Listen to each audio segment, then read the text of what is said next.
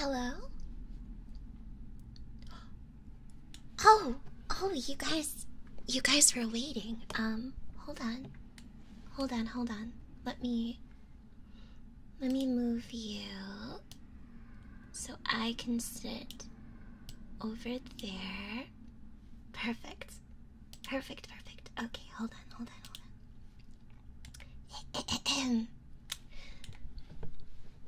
Hello. Hi, everybody. Welcome. Welcome to our very special course in the SCP Foundation. You have been invited here today because I was told that you may know a little bit about SCPs. Is that true?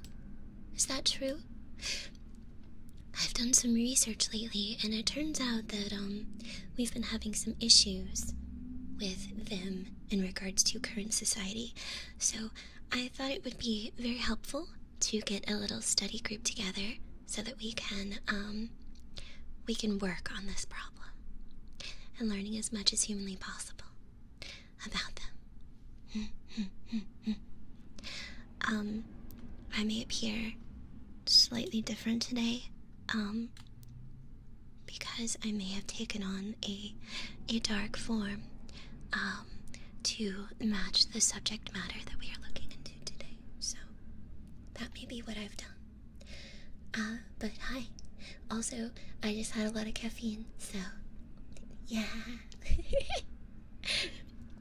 Yes, this is Dark MissFushi. It's nice to meet you. You may notice some slight differences.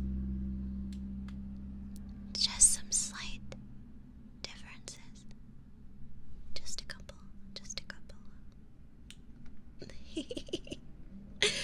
But welcome, everyone. I hope you all are doing well. Long bangs. Yeah, they're a little bit in my face today. I hope that's okay. That's what happens when you channel dark elf energy. Sometimes your hair grows a little bit. Oh my goodness. But yes, so today we are going to be looking into the world of SCPs, which I've always wanted to do since we talked about it a little while ago. Thank you. I think SCPs are super cool. I found this book that has a lot of information about SCPs. This book doesn't look too sussy, does it? I mean, it had this weird text on it. Whoa. We're a very busy facility, so if you hear any noises, we are very, very busy. You don't think, oh, is that what it is? Oh, a pentagram, yeah.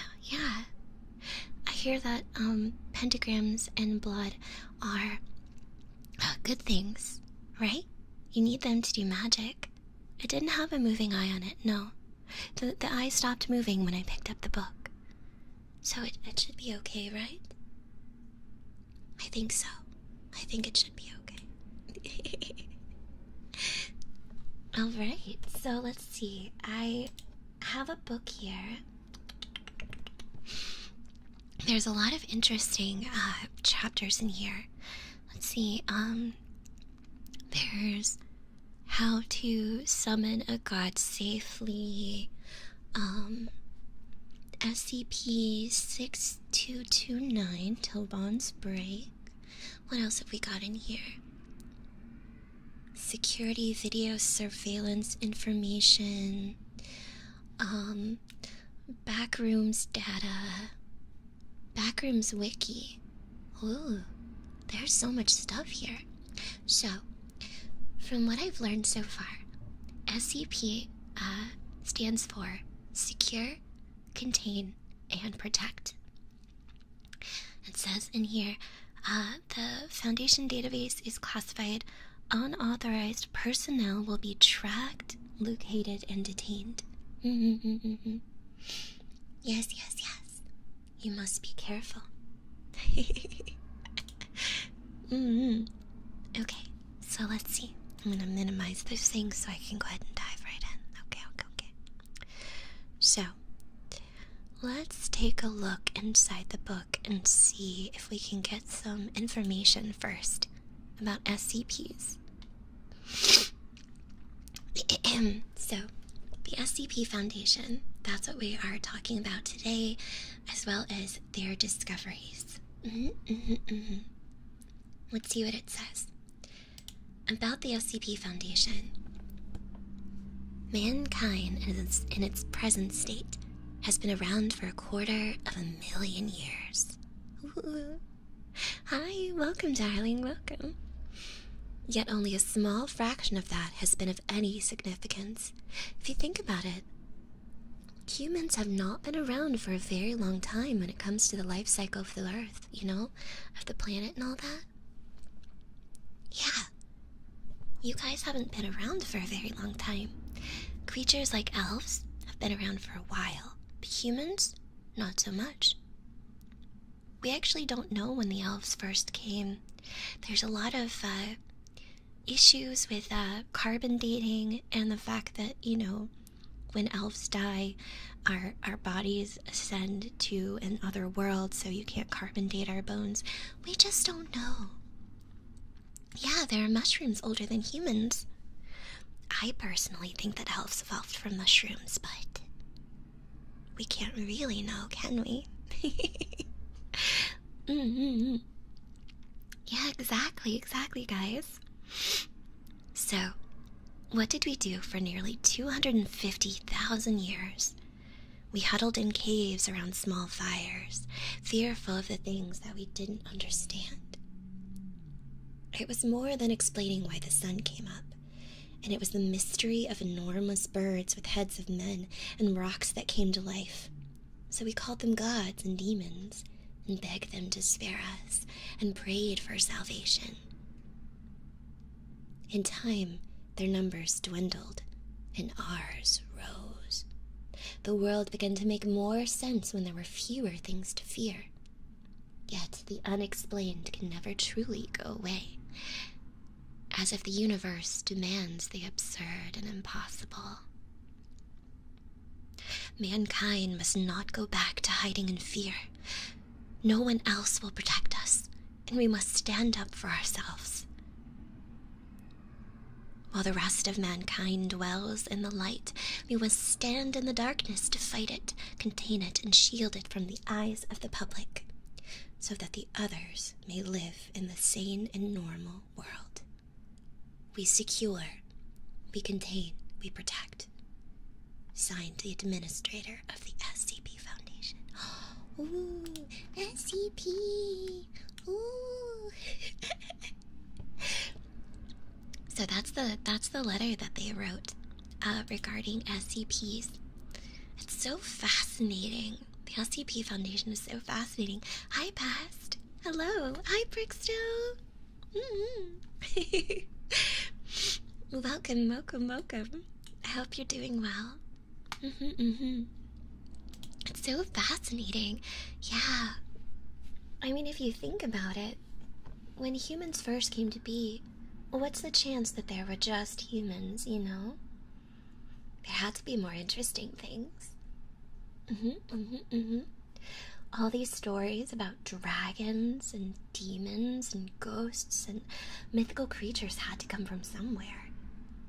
They didn't just, like, poof, people thought of them. I don't think humans were that creative. I think that they had to exist before, at least in some way, don't you think? Thank you. Hi, Leo, how are you? So that, and if you guys want to follow along, I am on the SCP Foundation website, if you need to look at anything at all.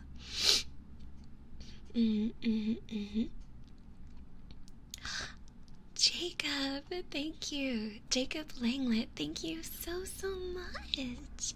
Thank you for the membership, darling. Thank you. You have been a lovely member for 1 month. Thank you so much. Thank you. Thank you, Jacob. Members still get kissies. Thank you. Thank you so much. I greatly appreciate it. Thank you, Jacob. Thank you. Leo, my darling, I appreciate you. Leo, member for 1 month, thank you so much. Thank you, Leo. Leo the Hunter. Thank you, Leo. Thank you so much. I appreciate you. Thank you.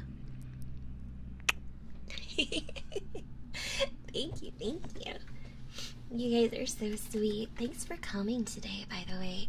It should be really fun. I was really excited to educate myself on this world.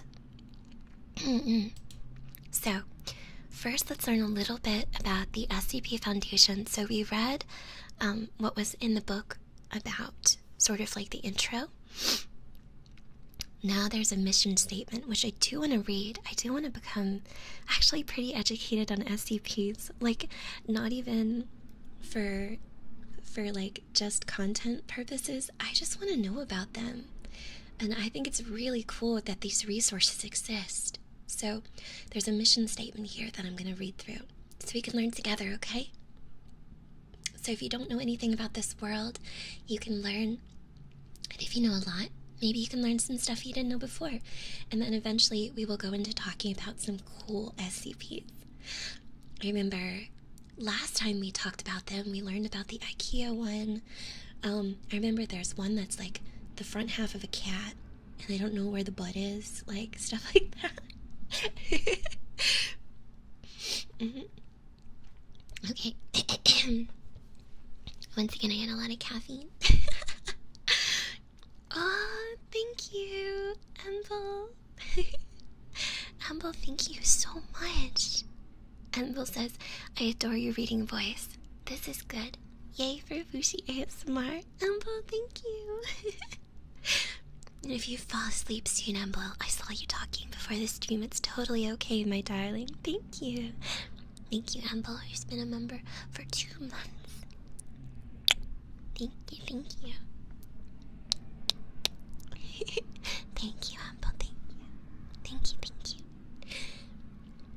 Alright, let's take a look at this this beautiful mission statement here. Let's see.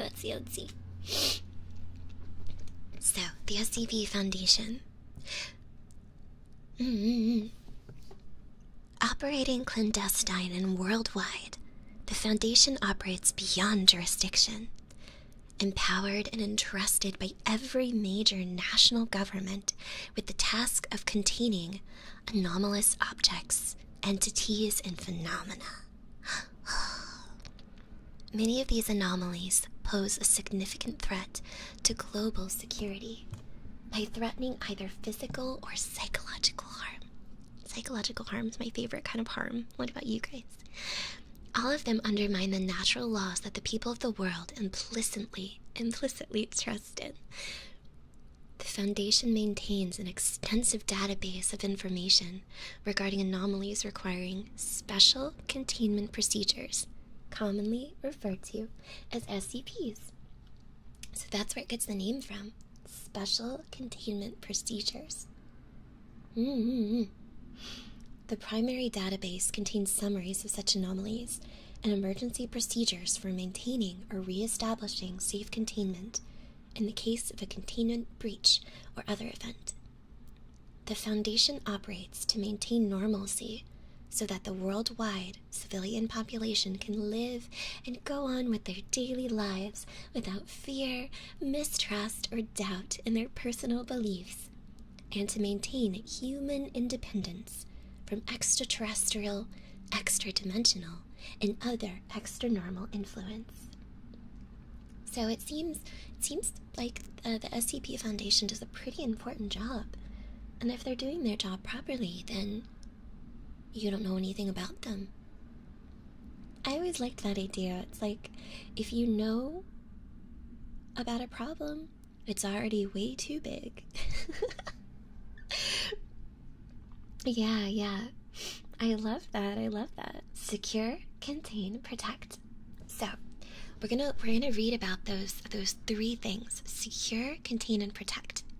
So let's see what those actually mean. We break them down. Good night, Captain Alex. Thank you, thank you. Enjoy your sleep. So secure. That's the first part. It says the Foundation secures anomalies with the goal of preventing them from falling into the hands of civilian or rival agencies. Rival agencies? I wonder if there's other foundations like the SCP Foundation.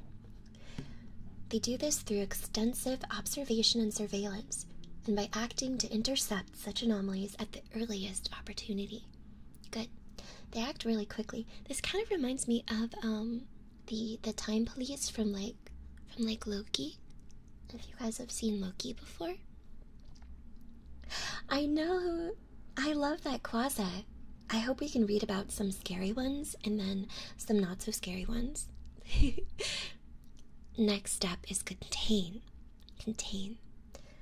The Foundation contains anomalies with the goal of preventing their influence or effects from spreading by either relocating, like baby sea turtles, concealing, or dismantling such anomalies, or by suppressing or preventing public dissemination of knowledge thereof.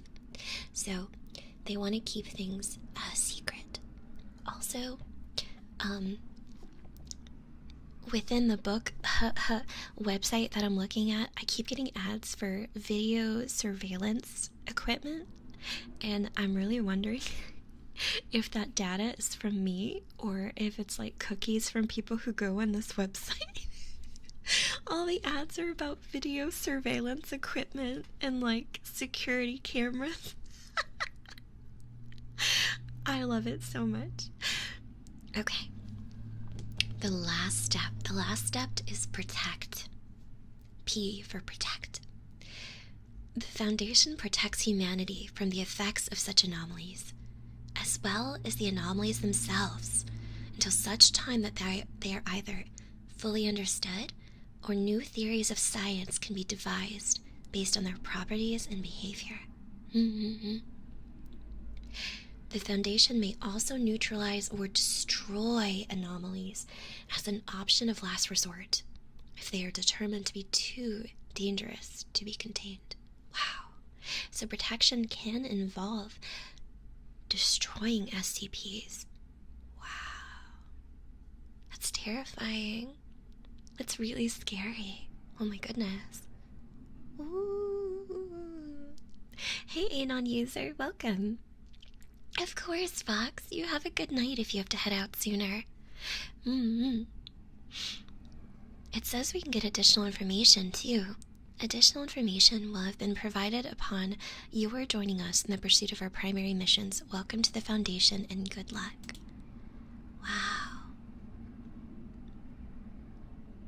There's so much information. Okay. So, now we kind of understand what it stands for. Secure, contain, and protect. It's an organization that protects us from these eldritch horror, otherworldly, extraterrestrial, maybe terrestrial creatures and the things and concepts.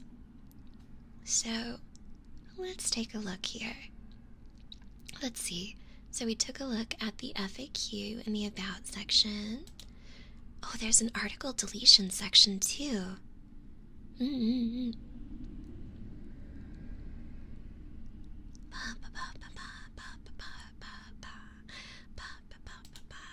Oh, there's a guide for newcomers too. Let's see. Okay. Hi Kuma, welcome. Hi Sony, how are you? So let's start off by learning some basic terminology. I think that's always a good way to handle these things. Definitions are important. You know, in an alternate life when I was a human, I went to school to be an English teacher. So, I have some knowledge of the human English language. I do. I'm pretty good at it too. So, pay attention. And we're gonna learn some stuff. Okay. So, basic terminology for you guys. Anomaly or anomalous. Let's learn what that word means.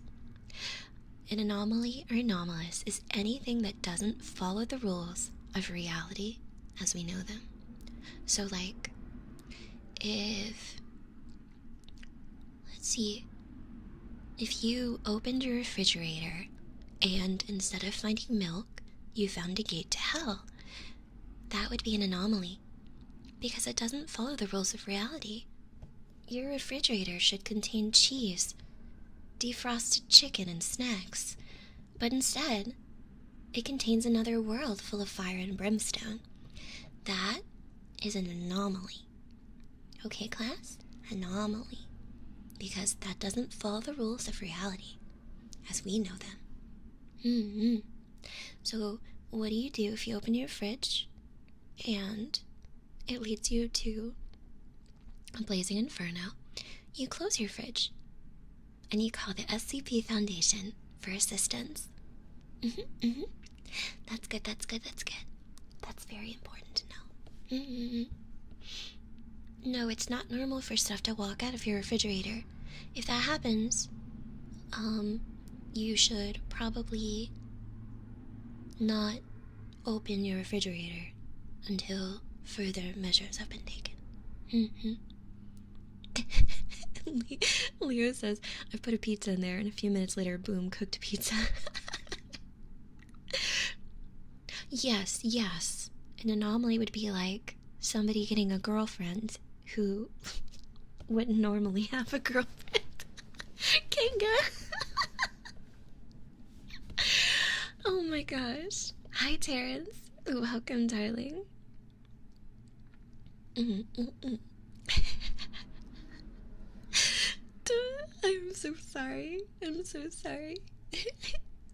It is normal for me to read you a book with a pentagram on it, see?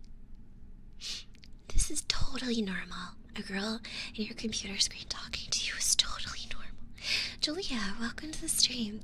Okay, object classes. That's our next definition. Hi, Nico. Object classes. Each anomaly contained by the Foundation has an assigned object class. Okay?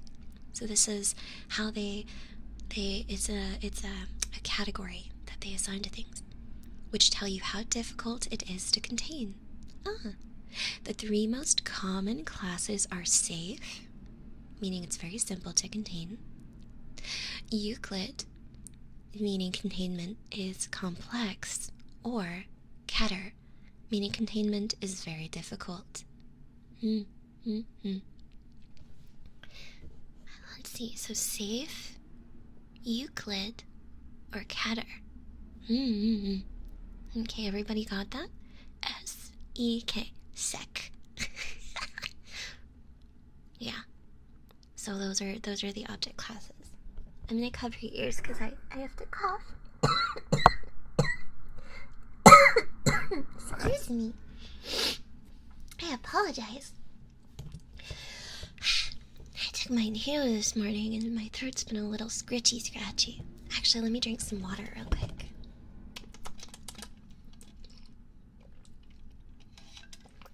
There we go. So if I seem a little shaky, it's because I took my inhaler, but it should stop in a little bit of time. Exactly, Star, exactly. Safe is the easiest. Euclid is more complex. Keter is very difficult. Yep, Hammer has it right. Hammer spelled it right. So, we want to stay in the... If you encounter an SCP, it's best if it's safe, or even Euclid, but Keter is bad. Safe is a black bear. Euclid is a grizzly bear. Keter is a polar bear.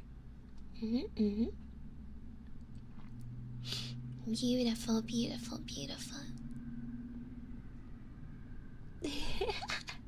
Which one am I? There's no way I'm Euclid. Come on, I've got to be Keter. It doesn't look like there's a safer than safe. It looks like safe is just what there is. Alright, next up, we have Mobile Task Force, abbreviated by MTF. Elite units for responding to and containing anomalies. Depending on the anomaly, these range from paramilitary teams to groups of specialized researchers. So, mobile task forces. They're the ones who have to handle all of this.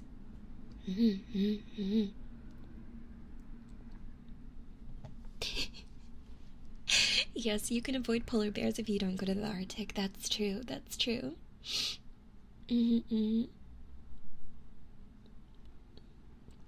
Ah, that makes sense, Colton. Thank you. Thank you. We have some very intelligent SCP researchers in the room tonight. That's exciting. So, mobile task forces, they're the guys and girls and humans and maybe other worldlies that handle this. And the last definition on this list is group of interest. Groups other than the Foundation that deal with or handle the anomalous. Group of interest. So, that would just be other groups that associate with these situations but are not the Foundation itself. Group of interest. Wow, so we've learned a good bit so far. We know what the SCP Foundation stands for, its goal, what it handles, what its priorities are, as well as different types of object classes and things like that. Oh, there are! Wow, Quasar, you know so much! Oh my goodness. Incredible, incredible. Let's see.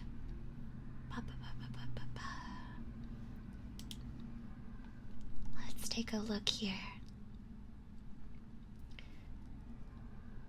Let's see, we can go to... Alright, so as far as how we can approach this, there's a couple different ways. The SCP Foundation does have a list of the top rated SCPs, but there's also new ones. There's top rated for this month and top rated for this year to get a better idea of like different kinds of content that we can take a look at. So let me see, what if I clicked on top rated for this month? What will that give us, I wonder? Okay, let me see, let's do top by this year and let's take a look. Oh wow, there's so many. And then there's the top rated of all time. Wow, there are so many SCPs. Let's take a look here. So I think some of these we may have looked at. Okay. So this one we may have read about previously, but it's okay if we go over some, and I'll take recommendations as we get further into the list, but I will start with some of the most popular ones. How's that sound? Does that sound good? And then I'll start taking some requests on ones to look up, especially if some of you guys are incredibly knowledgeable in the SCPs. And I will be here for a little bit, so I don't mind us reading about long ones. It makes for a more fun time, don't you think? I'll make sure to drink a lot during this.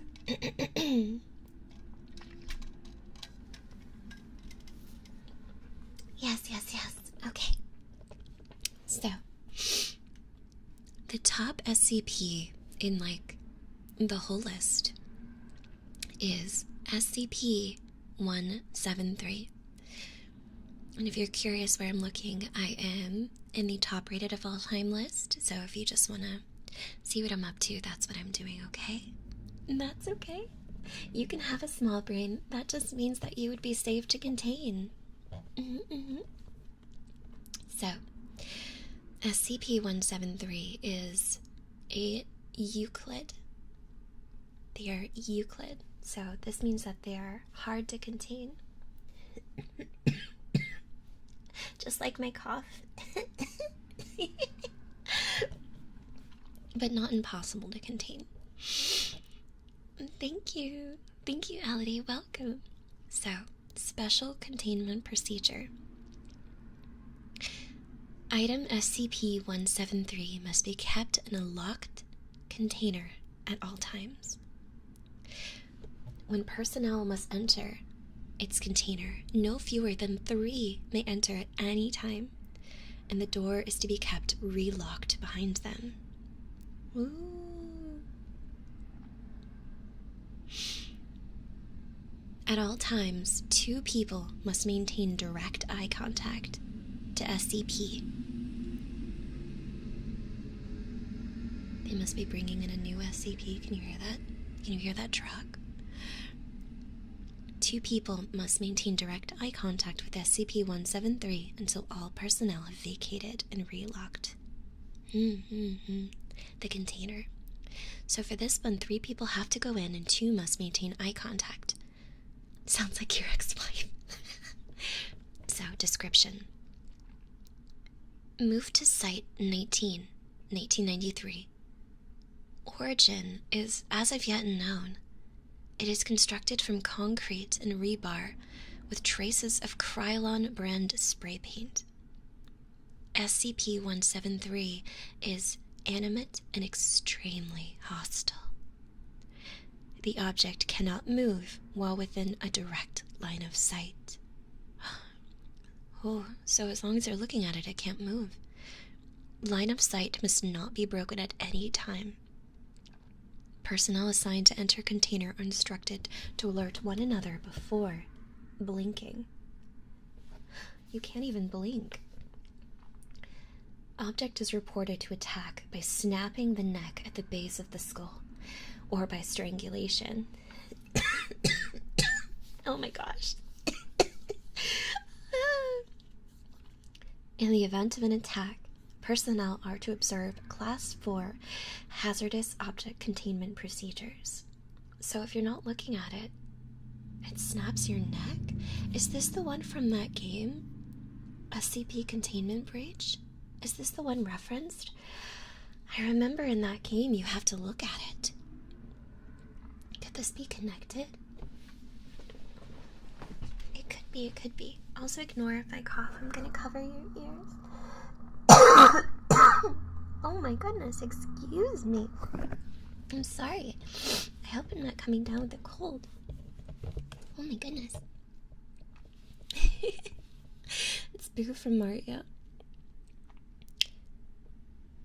Personnel report sounds of scraping stone originating from within the container when no one is present inside.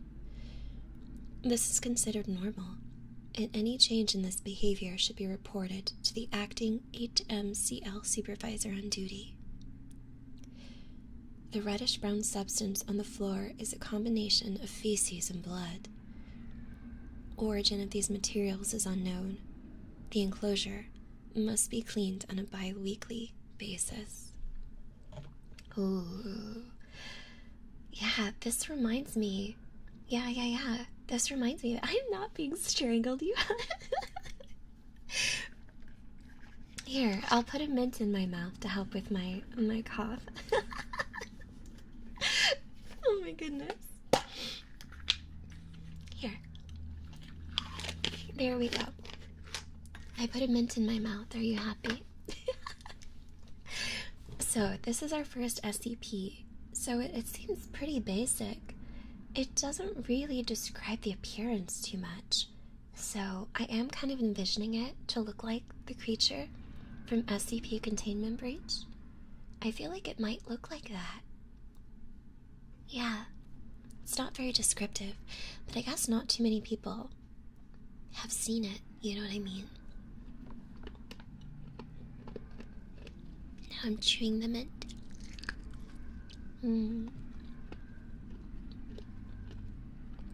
It's built like a peanut. Quasi, when you first said peanut, I thought the SCP would be a peanut, like literally that causes peanut allergies to react. And I thought that would be pretty clever. Oh, really, Hammer? Hammer's teaching us too. Hammer says the creature described is from SCP Containment Breach. It used to have an image on the article, but the image was actually a copywritten piece of art. Wow. Okay, cool. Well, that's really good to know.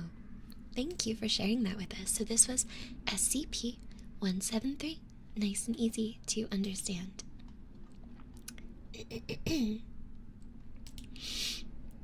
Good. Oh my gosh. So the next one is completely marked out. Is there really, Stardev? I love that. I'll have to look into that. The next SCP in this list is it's just dots. Like, you genuinely cannot see what it is. It's just dots. Oh, that's so cool. It's so interesting. It's a very scary looking creature, and there's no written information. Yeah, there's no number at all. Wow. Yeah. It's dots because it's a cognition hazard. Oh, wow. Okay. It looks like you can't talk about it. You can't write about it. You can't save anything about it. But you can do pictures. Interesting. It has sticky hands and flagella, it looks like. It cannot be contained in a normal cage. It can escape. Ooh.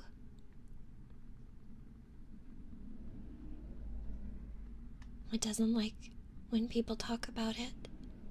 Ooh.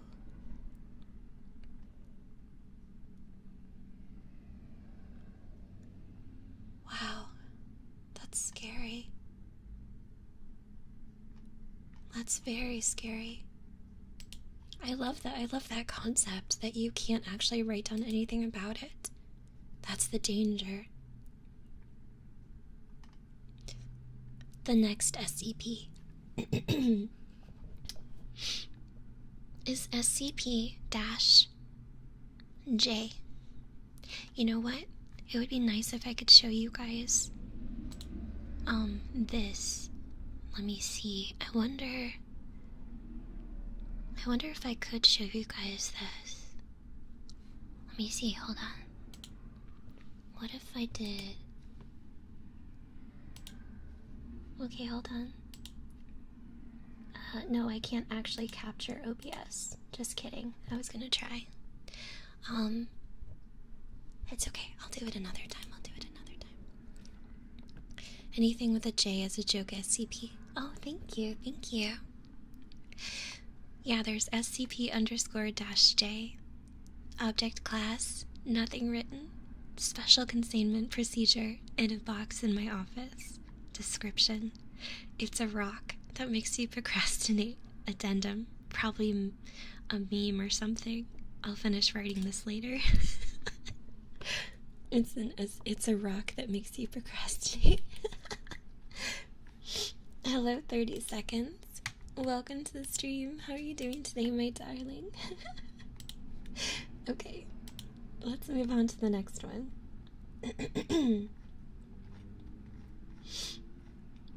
Let's see. So, I know, I think I have an ADHD SCP. Okay, so this one is called SCP-049.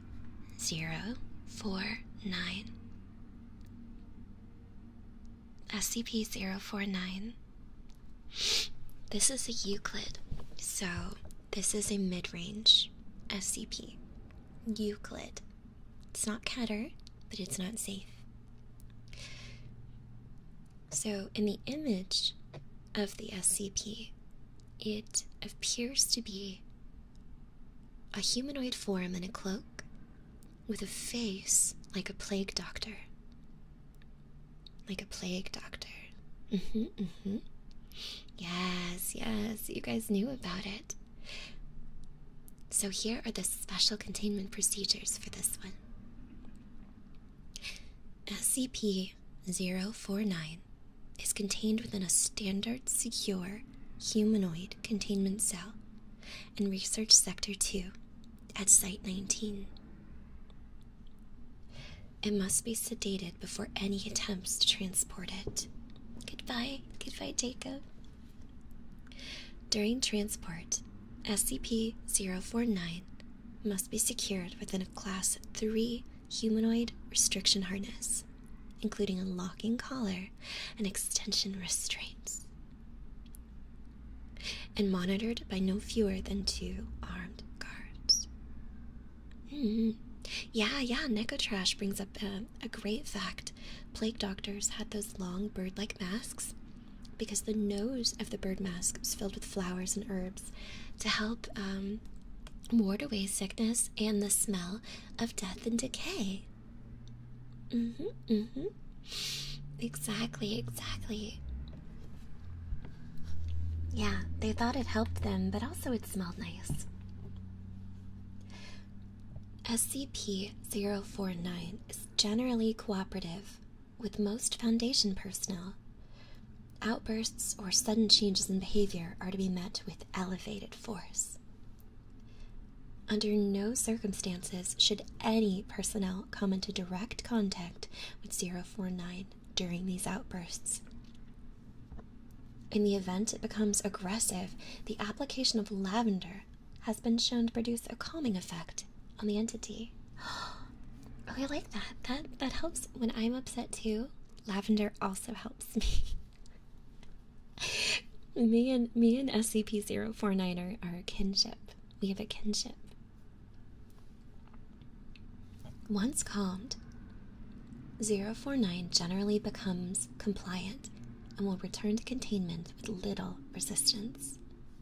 That sounds good. That doesn't sound so bad. In order to facilitate the ongoing containment of 049, the entity is to be provided with the corpse of a recently deceased animal, typically a bovine or other large mammal, once every 2 weeks for study. Corpses that become instances of SCP-049-2 are to be removed from its containment cell and incinerated. SCP-049 is no longer permitted to interact with human subjects, and requests for human subjects are to be denied. Whoa.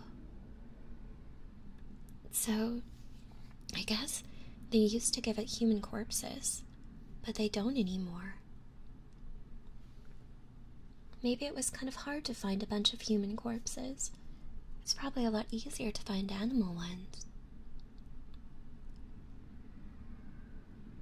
I wonder why it wants bodies.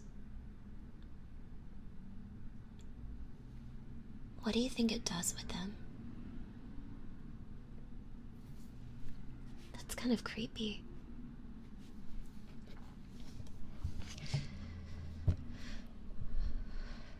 I guess it does surgeries on them. Yeah, okay. The next section about them says that temporary containment procedure update. It looks like there was a change.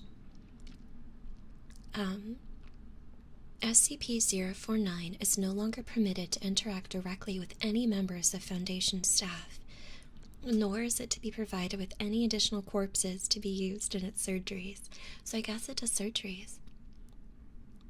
This order shall persist indefinitely until such a time a consensus regarding the ongoing containment can be reached.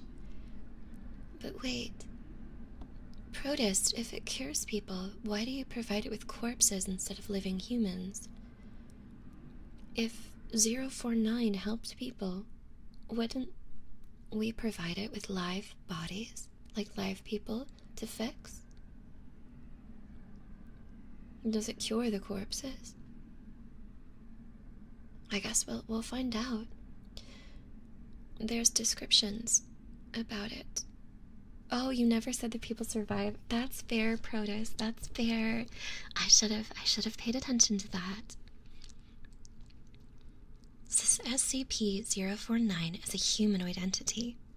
Its about 1.9 meters in height. How tall is that in American?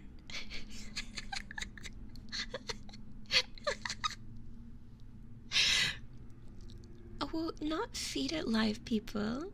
Not feed it live people. Maybe just little live people as a snack. I like to eat live people. 1 meter is about 3 feet, 7'3". Wait. Wait. It's 1.9 meters. I don't know how tall that is.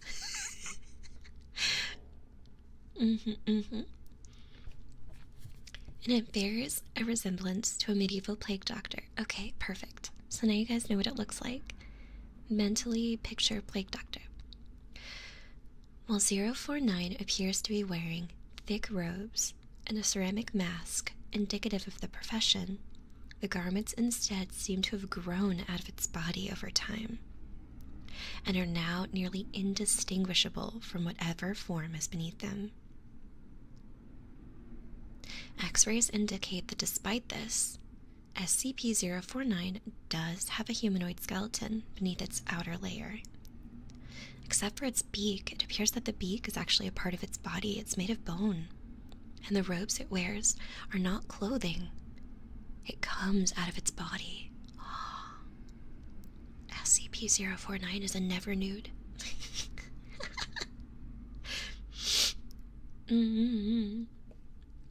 Exactly.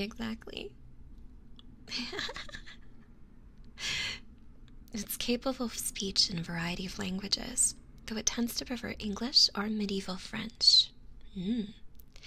It's generally cordial and cooperative with the Foundation staff, but it can become irritated or aggressive if it's... Oh, this is the word you guys kept saying. If it feels it is in the presence of pestilence. What's pestilence? Although the exact nature of this pestilence is currently unknown to the Foundation researchers, it does seem to be an issue of immense concern for SCP-049. Pestilence. It doesn't like pestilence. This will be on the exam. I'm going to do a test for you guys. Quaza! Merci beaucoup. Thank you so much. Thank you for joining my beautiful friends. Thank you, Quaza. Thank you so much, Quaza. Thank you, Quaza. I appreciate you. Thank you so much. Thank you, Quaza. Thank you.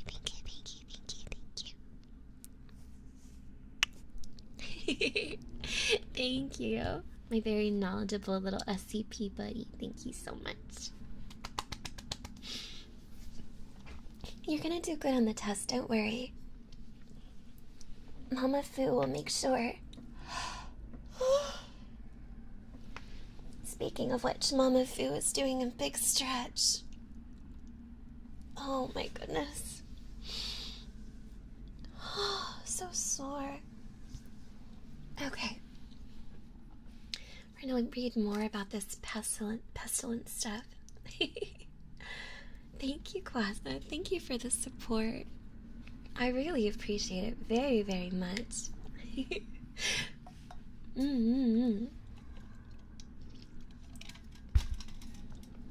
Okay. I'm sore from existing. Alright. Let's read more about this pestilence stuff. I don't exactly know what pestilence is. SCP-049 will become hostile with individuals it sees being affected by the pestilence. It's written with a capital P, often having to be restrained should it encounter such. If left unchecked, it will attempt to kill any such individual. It's capable of causing all biological functions of an organism to cease through direct skin contact. It would take away your ability to breathe and poop. Oh my god. How this occurs is currently unknown, and autopsies of its victims have invariably been inconclusive. 049 has expressed frustration or remorse after its killings, indicating that they have done little to kill the pestilence, though will usually seek to then perform a crude surgery on the corpse until the implements contained within the black doctor's bag it carries, using the implements it carries in its black doctor bag at all times. While these surgeries are not always successful, they often result in the creation of instances of SCP-049-2. So, someone says, a hammer says, a pestilence is usually something that pesters the population, like fleas, lice, rats. Oh. Undead says, pestilence is basically the bubonic plague. So, basically, if it identifies someone as being affected by the pestilence, it kills them by touching them. All their bodily functions cease. The person dies.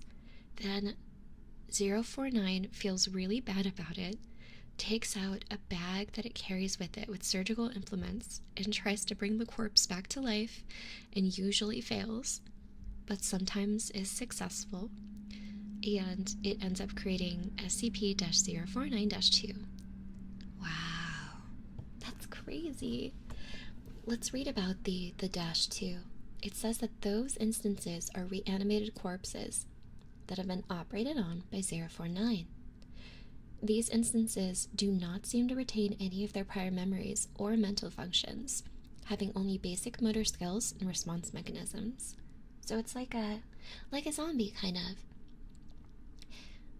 Like a necromancer. Yeah. While these instances are generally inactive, moving very little, and in a generally ambulatory fashion, they can become extremely aggressive if provoked, or if directed to by 049. So 049 seems to have control over these people that he kills and reanimates. 049-2 instances express active biological functions, though vastly different from currently understood human physiology. Despite these alterations, 049 often remarks that the subjects have been cured. So, he kills someone, he brings them back to life as a reanimated corpse, and he thinks he did a good job, when in truth he did not. And we have to dispose of the 049-2 animated corpses. Wow. I've never seen the Babadook. I haven't. I love horror, though. Okay, so let's read about the discovery of 049. This is very interesting. I love learning. I love learning about these things. So, SCP-049 was discovered during an investigation of a series of unknown disappearances in the town of Montauban in southern France. So it looks like it was discovered in France. That's really cool. Hi, Colton. Yeah, we're in the discovery portion. During a raid on a local home, investigators found several instances of 049-2, which are reanimated corpses, as well as 049, the plague doctor himself. While law enforcement personnel engaged the hostile corpses, 049 was noted as watching the engagement while also taking notes. Yeah, it's from France, cool.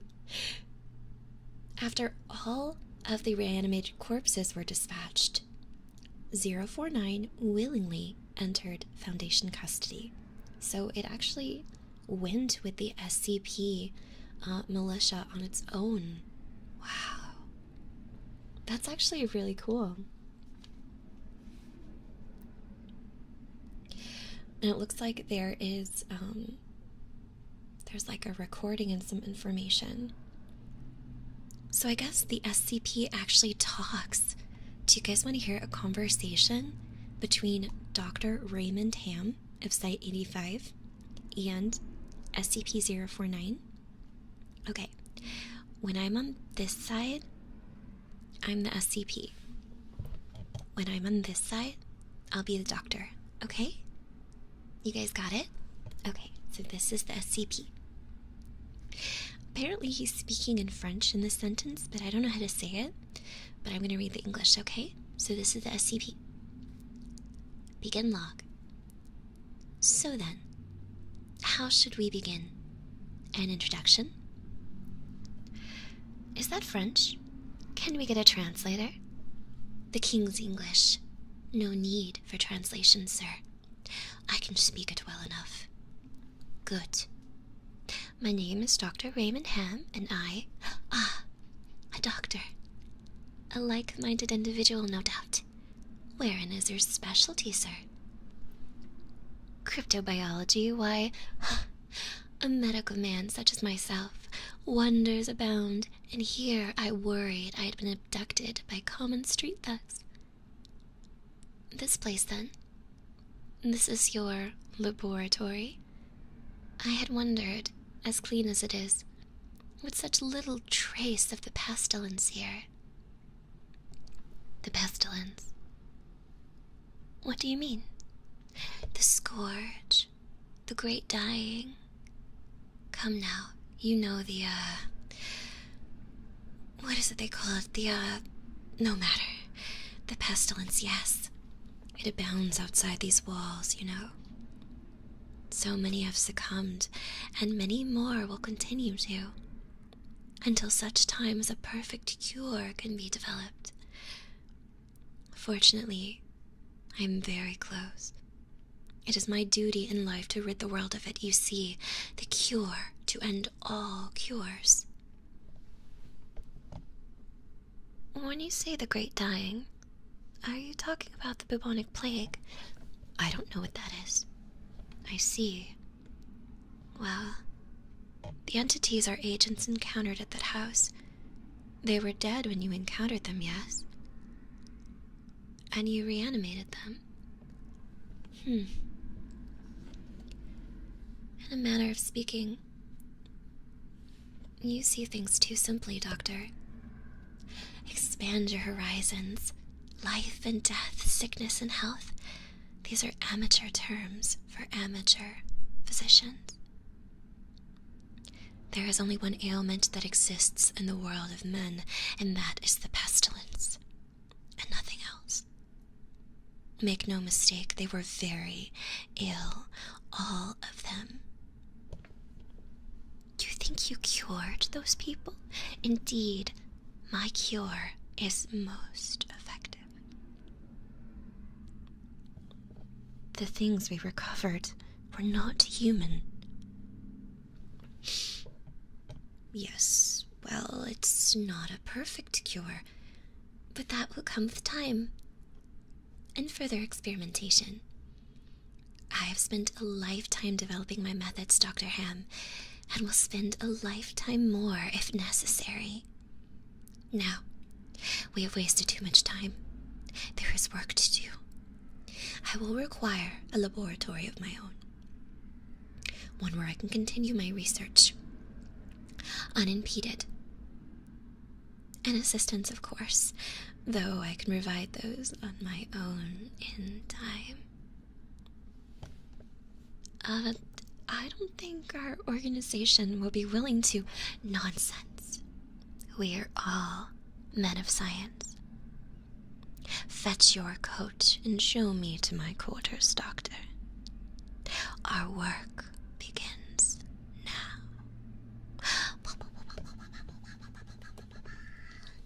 That's actually really cool. Alright, log ended. Yeah. Hi, Jasir, welcome.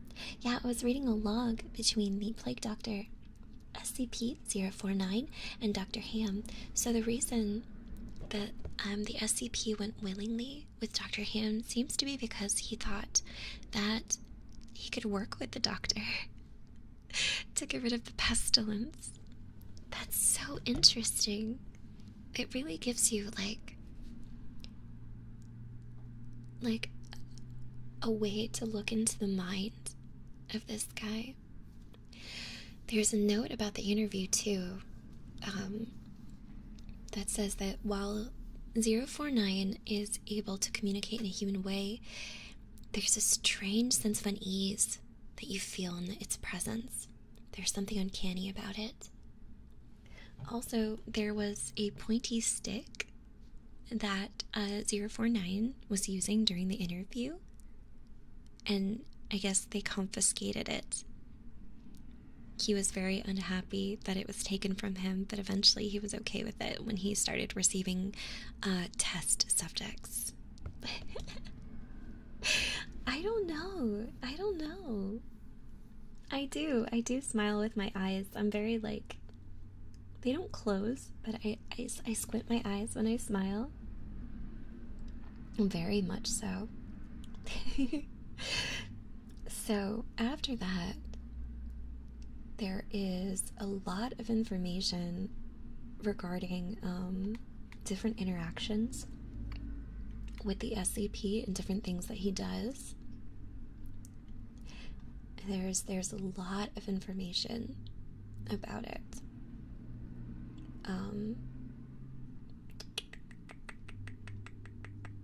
Let's see. Yeah, there's a lot of information about this.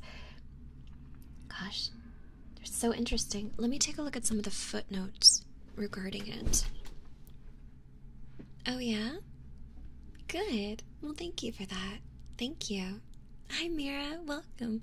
By the way, if you walked in during the roleplay portion of that, I just want to say hello. I decided not to say hi to anybody when I was reading it, just to kind of like stick to it, I suppose. I'm gonna change the way I'm sitting real quick. Oh my goodness, let me put... Can I put this knee up? Let's find out.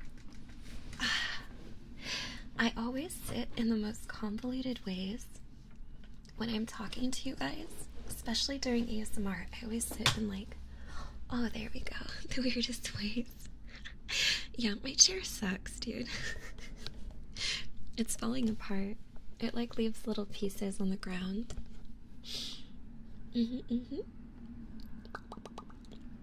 So, while I won't go into reading every single conversation with this SCP, because I think we've gotten a pretty good idea about it, I am going to take a look at the footnotes of this section. Let's see what they say. Let's see.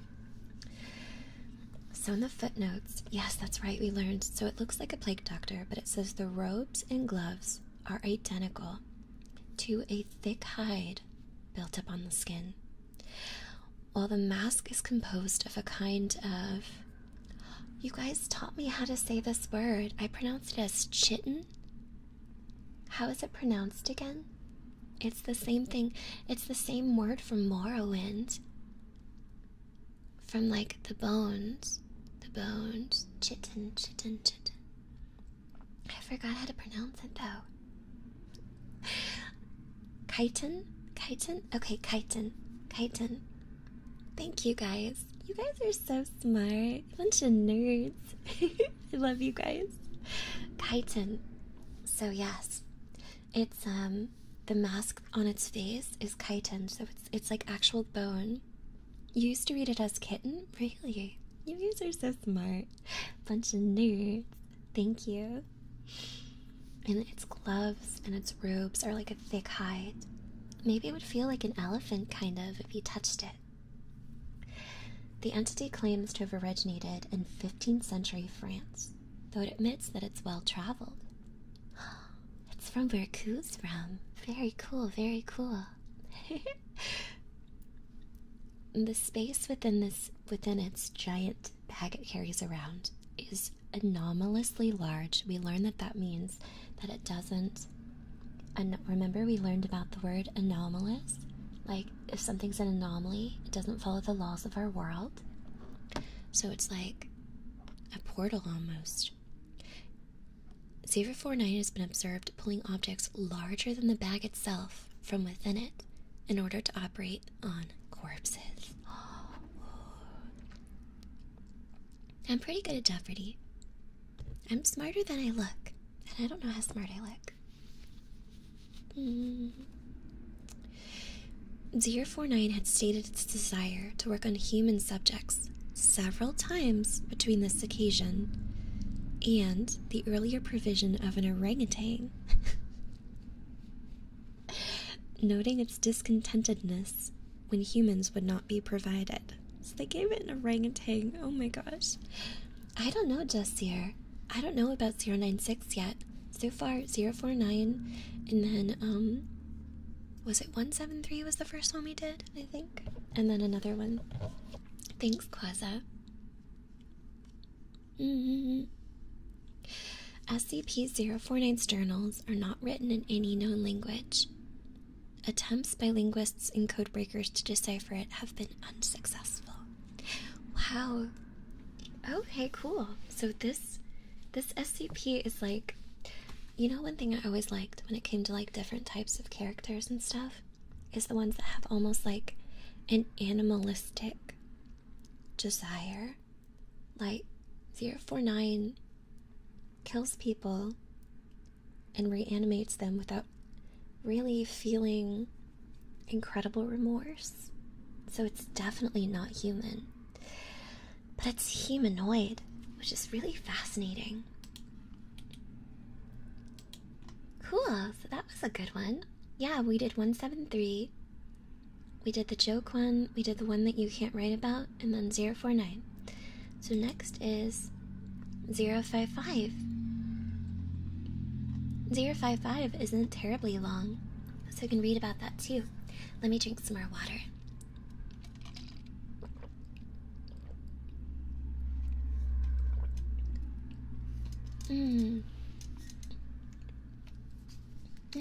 Delicious water.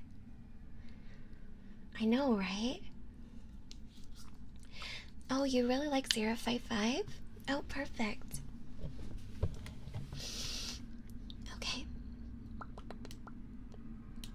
So 055. Oh, this one's object class Keter. What did we learn, class? Keter is the hardest object class for containment. Remember? Safe, Euclid, Keter. This is a very educational stream. So this one's very hard to contain.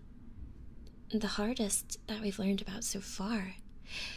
Let's see what this one is. So, special containment procedure for SCP-055.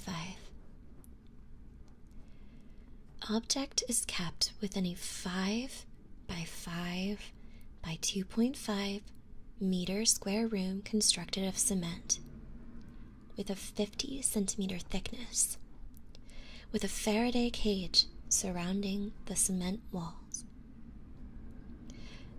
Access is via a heavy containment door measuring 2 by 2.5 meters, constructed on bearings to ensure the door closes and locks automatically unless it's held open deliberately.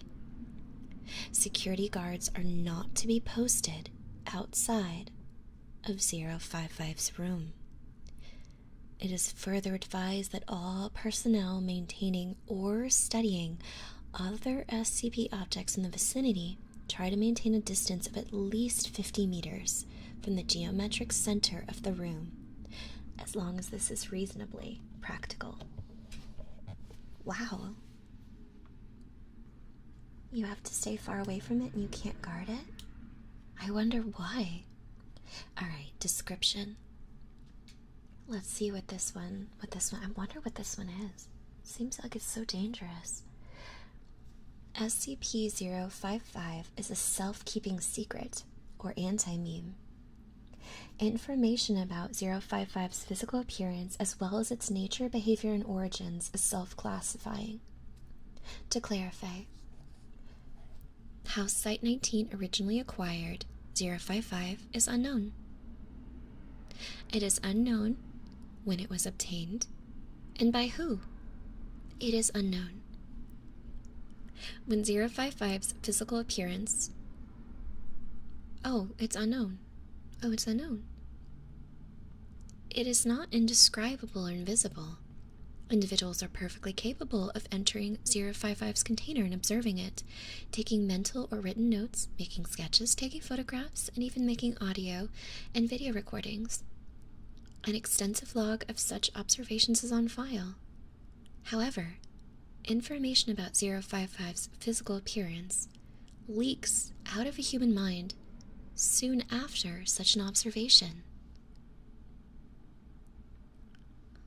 Individuals tasked with describing 055 afterwards find their minds wandering and lose interest in the task. Individuals tasked with sketching a copy of a photograph of 055 are unable to remember what the photograph looks like, as are researchers overseeing these tests. Security personnel who have observed 055 via a closed-circuit television emerge after a full shift exhausted and effectively amnesiac about the events of the previous hours. Wow! Who authorized the construction of 55's containment room? Why was it constructed this way, and what is the purpose? Unknown. Despite its container being easily accessible, all personnel at Site-19 claim no knowledge of 55's existence when they're challenged.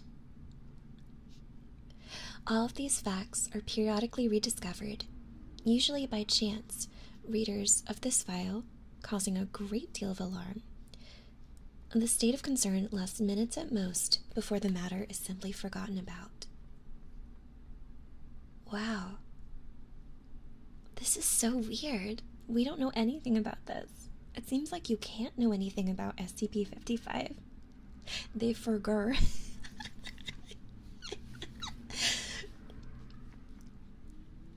A great deal of scientific data has been recorded from 55, but it cannot be studied. At least one attempt has been made to destroy 055, or possibly move it from Site-19. But it failed. Reasons unknown. 055 may present a major physical threat, and indeed may have killed hundreds of people, but we wouldn't know it. Certainly it presents a giant mimetic/mental threat, hence its Keter classification. Then there's a document. Bye, Chester. Have a good night. Sweet dreams. Document 055-1, an analysis of SCP-055. The author puts forward the hypothesis that 055 was never formally acquired by blank, and it is in fact an autonomous or remotely controlled agent inserted at Site-19 by an identified third party for one of the following purposes: to silently observe, interfere with activities at Site-19, SCP locations, all of humanity, other SCP, or blank. There's a lot of stuff marked out on this page, you guys. There's like so many different notes. Here's an interview between Dr. Hughes and a random personnel member. So this side will be Dr. Hughes, and this side will be the personnel member whose name is actually blanked out. We don't know the person's name, so here's Dr. Hughes. It's a dialogue. Okay, I'm going to need to ask you some questions about number 55 now. Number what? SCP Object 55, the object you just examined. I don't know what you're talking about. I don't think we have a 55. Okay then, blank. I'd like you to tell me what you've been doing for the past 2 hours. What? I don't know. Okay, then do you remember that we all agreed that it wasn't spherical? That what wasn't? Oh, right. It isn't round at all. Object 55 isn't round. So you remember it now? Well, no, I mean, I don't remember what it is, but I know there is one. It's something you can't remember, and it's not a sphere. Wait a minute. What's not a sphere? Object 55. Object what? Doctor, do you remember agreeing that something wasn't shaped like a sphere? Oh, right. There we are. There we are. So, it is impossible to talk about SCP-055, it seems, because everybody keeps forgetting. And we probably will too. Wow. That's really cool, actually. I wonder, SCP-55 could be like one of the most dangerous. If you think about 055, you lose the game. Damn it, dragon! No.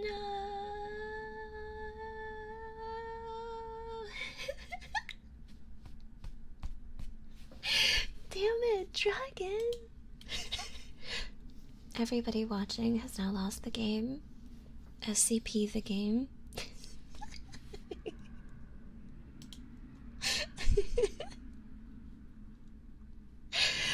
Oh my gosh.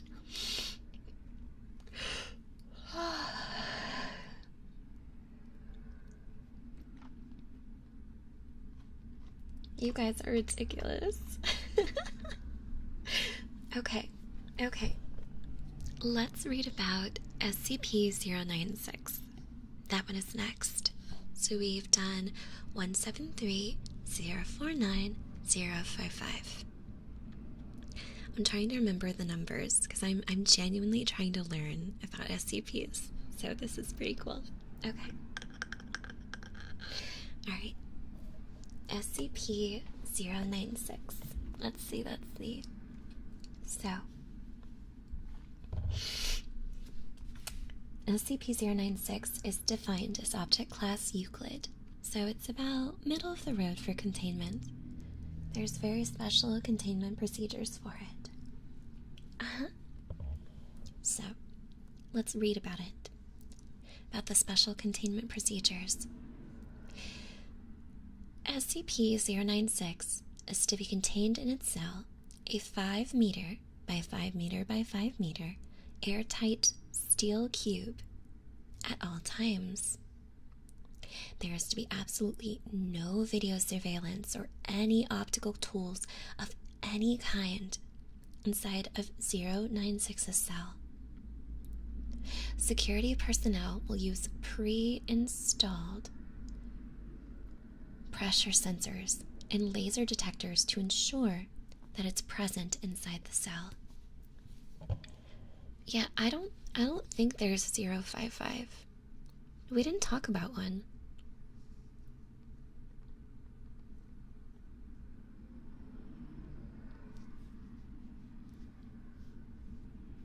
Why are you guys talking about of 055?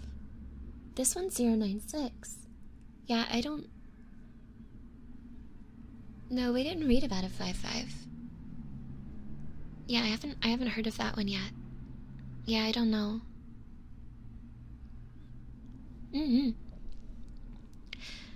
Any and all photos, video, or recordings of 096's likeness are strictly forbidden without the approval from Dr. Blank and 05-blank. So, 096 cannot be recorded at all. That's what we know so far. Exactly, Mira. Exactly. Yeah, 049, and now we're on 096. So let's read the description of 096. It's a humanoid creature measuring 2.38 meters in height. Oh, I'll say redacted. I can use that word. Redacted. That's a better word. Thank you, Hammer. The subject shows very little muscle mass, and preliminary analysis of body mass suggests mild malnutrition. Arms are grossly out of proportion with the rest of the subject's body, with an approximate length of 1.5 meters each. So though its arms are 1.5 meters long, it's 2.38 meters tall, The skin is mostly devoid of pigmentation, with no sign of body hair. 096's jaw can open 4 times the norm of an average human. Oh my god, no. Other facial features remain similar to an average human, with the exception of the eyes, which are devoid of pigmentation as well. It is not yet known whether 096 is blind or not. It shows no signs of any higher brain functions, and is not considered to be sapient. So I guess they're saying, like, they don't think it's of a humanoid intelligence or something like that. 096 is extremely docile, with pressure sensors inside its cell indicating it spends most of the day pacing by the eastern wall. However, when someone views its face, whether it be directly, via video recording, or a photograph, it enters a stage of considerable emotional distress. SCP-096 will cover its face with its hands, begin screaming, crying, and babbling incoherently. Approximately 1 to 2 minutes after the first viewing, 096 will begin running to the person who viewed its face, who, from this point on, will be referred to as SCP-096-1. Documented speeds have varied from 35 kilometers per hour to redacted kilometers per hour, and seems to depend on distance from SCP-096-1. At this point, no known material or method can impede 096 progress. The actual position of -1 doesn't seem to affect 096's response. It seems to have an innate sense of -1's location. This reaction does not occur when viewing artistic depictions of 096. Wait, so if you view its face in person, via video or photograph, it gets incredibly upset, it screams, and runs at you, regardless of where you are. So even if you, like, see a photograph of its face, and you're, like, way on the other side of the building, all of a sudden it just starts running for you, and there's nothing you can do. That's terrifying. Oh yeah, Quaza. Oh Lord, he coming. That's so scary. Yeah, what if you were on the moon? It says it can reach you. Like, no material or method impedes its ability to get to you. So, like, even if you were in space. Documented. Oh, yeah, read that one. Upon arriving at -1's location, remember, you become a -1 the moment you view a photo of this creature. So, upon arriving at -1's location, 096 will proceed to kill and data expunged -1. What? It proceeds to kill and something else? It doesn't say what else it does. It proceeds to kill the person who saw its face and then do something else. 100% of cases have left no traces of -1. 096 will then sit down for several minutes before regaining its composure and becoming docile once again. It will then attempt to make its way back to its natural habitat. Data redacted. Sounds like the It Follows movie. Do you mean It Follows, Kanga? Let's just say it leaves a stain. It says it leaves no traces. So you're there, you see a photo of the creature, it quickly makes its way right to you, murders you, and then you're entire existence and body just like disappears. It probably does eat the people it kills. Couldn't you just like show that photo of it to like a bad person and then they instantly just get like eaten by 096? Oh my god. Hi, Sir Huxalot. Welcome. Yeah, it follows is pretty good, yeah. Wow. And now we don't know where it lives. Due to the possibility of a mass chain reaction, including breach of Foundation secrecy and large civilian loss of life, retrieval of subject should be considered alpha priority. Thank you, Fawn. Thank you so much. We're reading about 096 right now. Dr. Redacted has also petitioned for immediate termination of 096. See interview 096-1. Order is awaiting approval, but it's crossed out. Termination order has been approved and is to be carried out by Dr. Redacted on data redacted. See incident report 096-1-A. Uh-oh. Okay.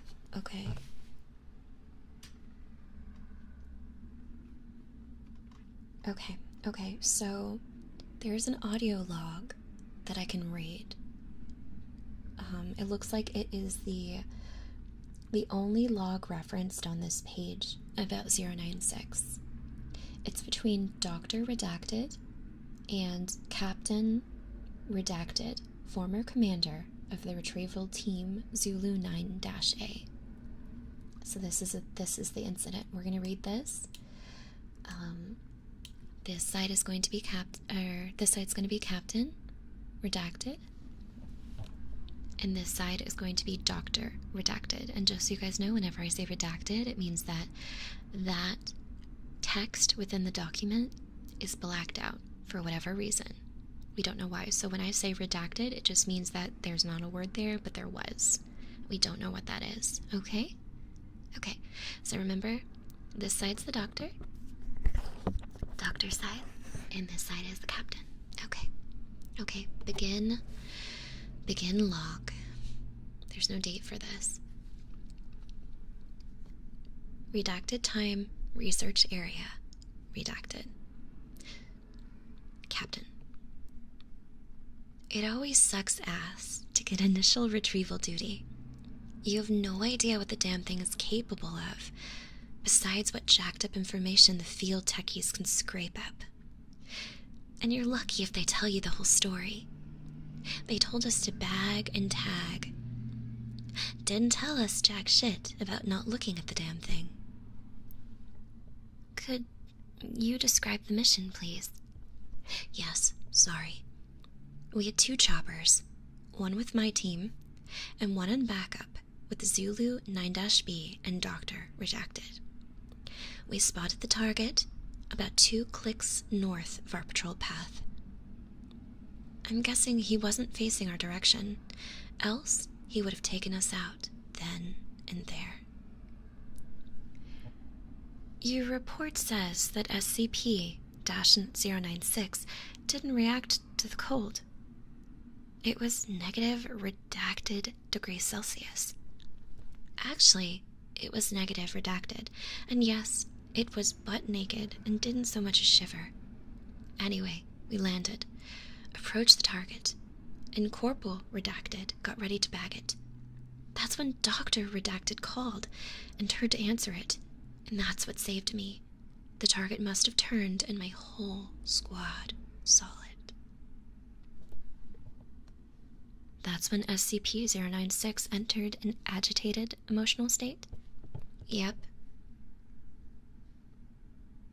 Sorry. Got the willies for a second. That's all right. Yeah, well, I never saw its face. My squad did. And they paid for it up the ass. Could you describe it a little more, please? Yeah. It started screaming at us. and crying. Not animal roaring, though. Sounded exactly like a person. Really effing creepy. We started firing when it picked up Corporal Redacted and ripped off his leg. God, he was screaming for help. Frickin' A. Anyway, we were blowing chunks out of the target, round after round. Didn't do jack shit. I almost lost it when it started. Data expunged him. That's when he ordered the use of a AT-4 HEDT launcher. Yeah? An anti-tank gun. Started carrying it ever since SCP-Redacted got loose. I've seen those tear through tanks like tissue paper. Did the same thing to the target. There was significant damage to 096? It didn't even flinch. It kept tearing apart my squad, but with half its torso gone. But it was taking damage.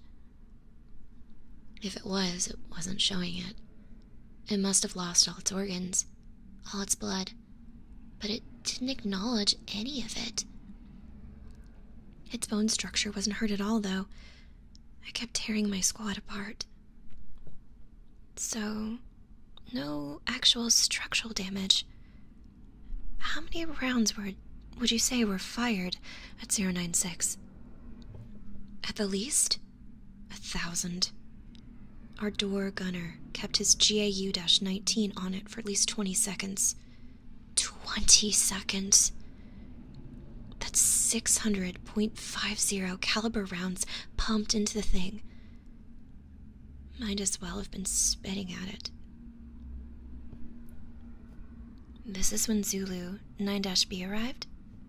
Yeah. And my squad was gone. Zulu 9-B managed to get the bag over its head, and it just sat down. We got it into the chopper and got it here. I don't know how I never saw its face. Maybe God or Buddha or whoever thought I should live. The jackass. We've obtained an artist's depiction of 096. Would you like to view it? You know, after hearing that thing's screams, and the screams of my men, I don't think I want to put a face to what I heard. No. Just no. All right. I believe we're done here. Thank you, Captain. It's then that chairs were heard moving and footsteps leave the room. Captain Redacted is confirmed to have left the interview room. Doctor, let this be on record that I am formally requesting 096 to be terminated as soon as possible. End of log. Whoa. Oh my gosh, that's terrifying, you guys. That's so scary. Oh my god. Oh my god. Wow. That's so scary. Doodly, thank you for following. Yeah, it is. Wow. Once you see its face, there's nothing that you can do. Is it an artist's depiction? It says that you can look at an artist's depiction of it if you want to. Is there a link to it? Because remember, we can't see an actual photo. Oh, here's an artistic depiction. Let me click on it.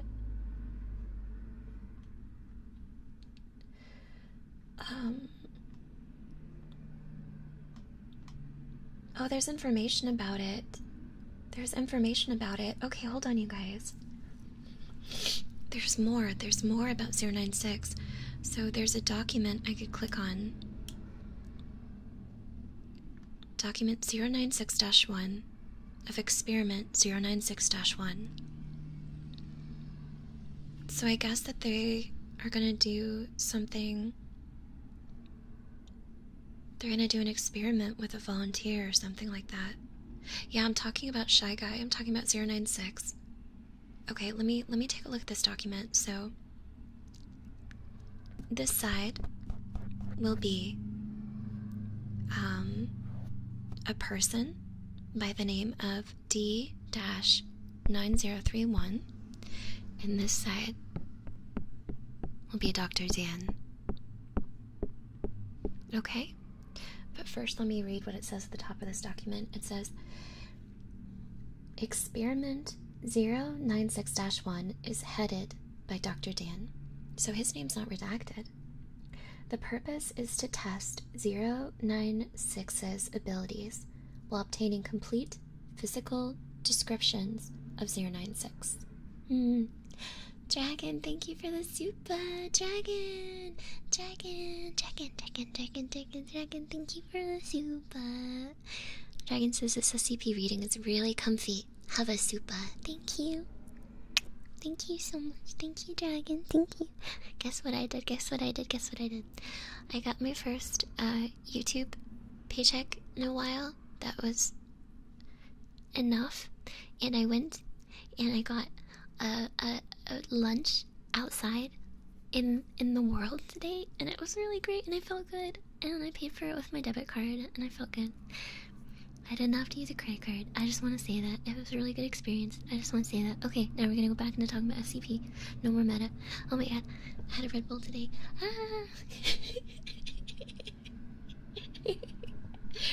I'm really enjoying this. This is really fun. Okay, I'll stop now. Okay. SCPs. Thank you, Dragon. Oh my gosh. Okay. So, D-9031 is a 32-year-old convicted felon and former tattoo artist. Uh-oh. I feel like they're gonna sacrifice this guy. Oh, beat him up, Kanga. Beat him up. Thank you, Quaza. Thank you, Hammer. Thank you, Mira. Let's see. So, D-9031 is placed inside Bathysphere 303-A, which is then lowered in the Tonga Trench off the coast of New Zealand. Whoa, they're like lowering this guy into somewhere near 096. Position is approximately redacted kilometers from SCP-096's temporary containment cell at site redacted. The following was recorded via video surveillance inside Bathysphere 303-A, between it and Dr. Dan's control site on the New Zealand mainland. I think so, Mira. I would not be surprised if D stood for disposal. So, once again, okay. So, this side will be D, which is the guy, the felon, the sacrifice. And this side will be Dr. Dan. It does say that Bathysphere reaches a final depth of 10,800 meters. So, this guy is 10,800 meters in a trench off the coast of New Zealand. Oh my god. They're gonna kill this guy. Okay. Alright, so this side's the guy. It stopped. What now? Dr. Dan, do you feel fine? No sickness, anything? My ears hurt. That should be expected. Now, and remember, they're communicating via video, okay? Now, on your left should be a steel container. Open it. There will be a manila folder holding several photographs. Open it, and describe the first photograph, please. D-9031 complies. The camera is located so the photograph cannot be seen. Nothing. This photo is an empty cell. Thank you. Please set this photograph face down in the receptacle to your right, and look at the next. It's the same cell, but there's a foot in it. I think. Describe it, please. It's pale and bony. Sort of creepy, actually. Place the photograph in the receptacle, face down, and look at the next one. Okay. Oh, shit. Describe the photograph. It's, I don't know, some creepy-ass person. Describe the photograph, please. Hell, man, he's pale, has white eyes, and something effed up is happening with its mouth. What the hell is this thing? At this point, approximately 13:32 Standard Time, Dr. Dan, an experiment control, is notified that SCP-096 has breached containment. The fastest path to SCP-096-1, which is the person who was talking on this here, has been cleared of civilians and other image-capturing devices, and SCP-096 is now being tracked by satellites via tracking collar. On your right, there should be another steel container. Open it. It's a pad of paper and a pencil. Yes. Please draw a sketch of the photograph that you just saw. The man mumbles an expletive and spends the next 20 minutes drawing a sketch of the photograph. At the time of completion, SCP-096 is confirmed to be redacted kilometers away from the man. What now? Please stand by. 40 minutes pass. SCP-096 is now confirmed to be at the man's position and is diving into the water. Transponder signal ends at 9,339 meters as pressure goes beyond the device's operational limits. The camera shows the bathysphere shaking slightly. From the man's reaction, it is assumed that 096 is on the hull and is visible through the viewport. Oh, shit. What the F is that? Video and audio feed is cut as the whole of the bathysphere 303-A is breached. 096 is recovered by a surface recovery team, Foxtrot 303A, without incident. Sketch of SCP-096 is also recovered, and a quick test confirms no hostile reaction from 096. Sketch is sent to Experiment Control in New Zealand, while 096 is moved to permanent containment. Do you guys want to know something creepy? Okay, so once, right after the man in the document, you know how the guy who died, he was classified as D-9031. After he looked at the photograph of the SCP, his name in the log changed from D-9031 to then being written as SCP-096-1, which means he became classified as basically a dead man walking in that instance. Wow. Oh my gosh. I want to see the drawing. Where's the drawing? Where do I find the drawing? Because it says that it's been kept. The sketch was kept. How do I see it?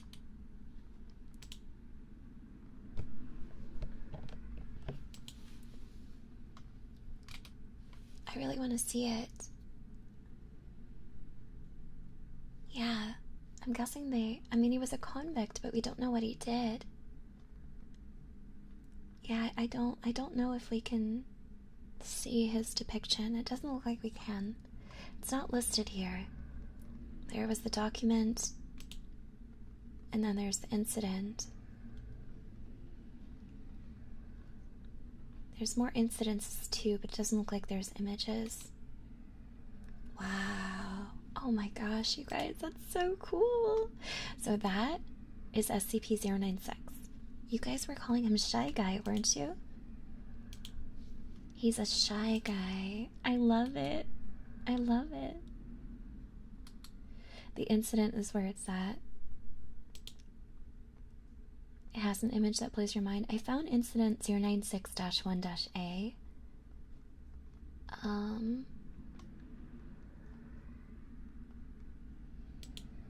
There's a photo here, but he's blocked out. I'm seeing if there's a picture. Yeah, I don't see one. I don't see one. I guess we won't know what he looks like.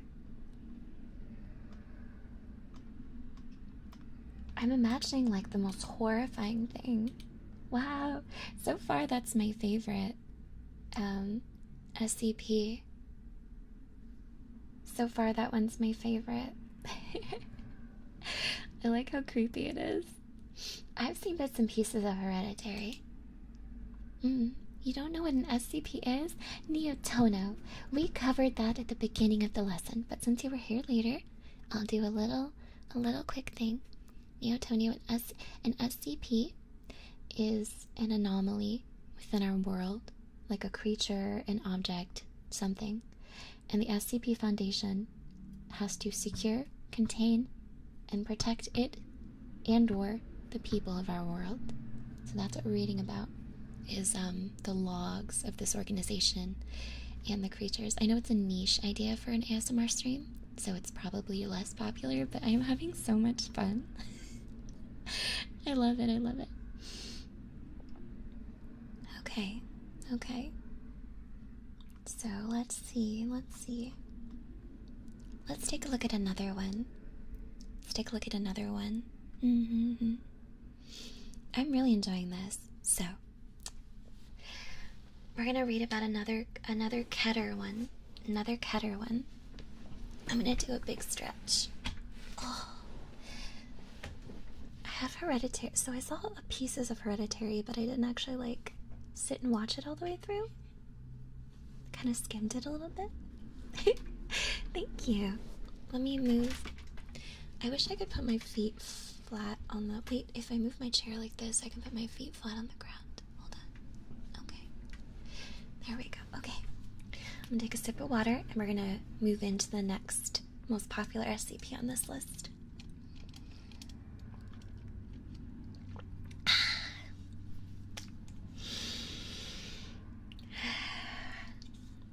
I want to be an SCP. That's so cool. Okay, so the next one here we have is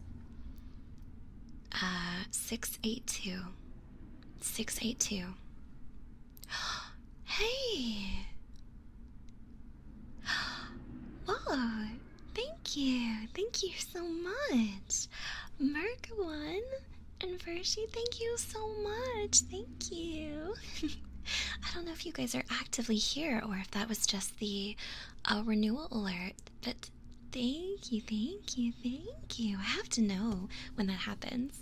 YouTube is so much more confusing. Thank you. I couldn't get into Suspiria. I didn't understand what's going on. Maybe I need to actually like sit and watch it. Thank you. Thank you very much, Merc. Thank you for sheet. Thank you. Okay. 682. So, this is SCP-682 Object Class Keter, which we learned Keter means that it's hard to contain.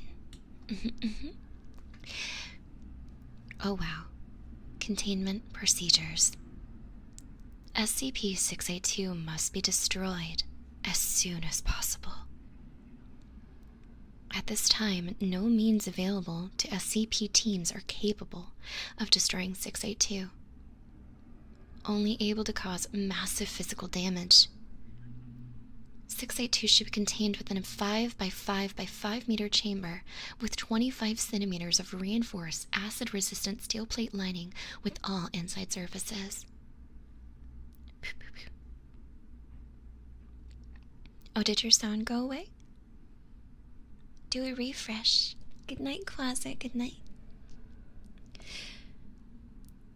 The containment chamber should be filled with hydrochloric acid until 682 is submerged and incapacitated. Any attempts of 682 to move, speak, or breach containment should be reacted to quickly with full force as is called for by the circumstances. Personnel are forbidden to speak to 682 for fear of provoking a rage state. All unauthorized personnel attempting to communicate with 682 will be restrained and removed by force. Wow. Removed by force. Due to its frequent attempts at containment breach, difficulty of containment and incapacitation, and high threat of Foundation exposure, 682 is to be contained in site redacted. The Foundation will use the best of its resources to maintain all land within 50 kilometers clear of human development. Where could they keep this thing? Like Plum Island or something like that? Now let's get into the description of 682. 682 is a very large, vaguely reptile-like creature of unknown origin. It appears to be extremely intelligent and was observed to engage in complex communication with 079 during their limited time of exposure. Oh. Hi Mira, welcome back. It communicated with 079. 682 appears to have a hatred of all life, which has been expressed in several interviews during containment. So it can talk to us? Can it talk to us? 682 has been observed to have extremely high strength, speed, and reflexes, though exact levels vary with its form. 682's physical body grows and changes very quickly, growing or decreasing in size as it consumes or sheds material. 682 gains energy from anything it ingests, organic or inorganic.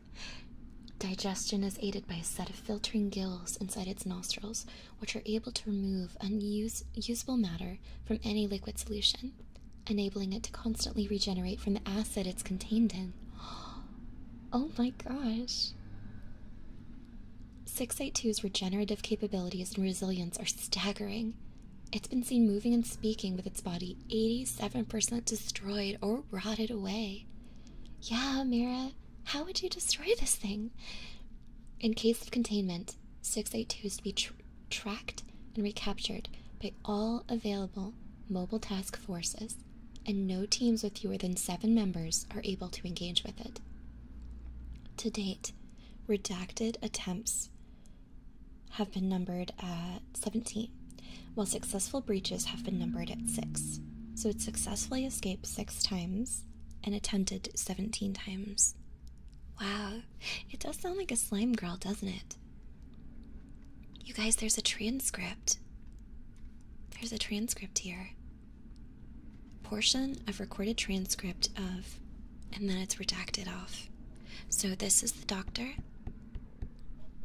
and this is the SCP, okay? We're actually gonna get to hear the SCP. Oh my gosh. Doctor. Now, why did you kill those farmers? If you don't talk now, we will remove you from this attempt and place you back into... Pardon? Speak up. Move the mic up closer. They were... That microphone has only so much gain. Move closer to it. His throat's messed up, man. Look at it. He ain't talking. They were... disgusting. End log. Wow.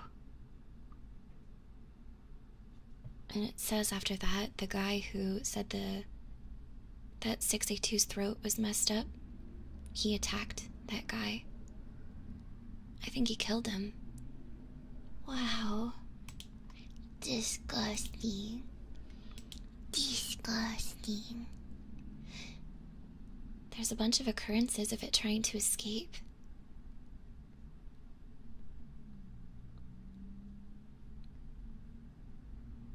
It hates all life. It does. It does.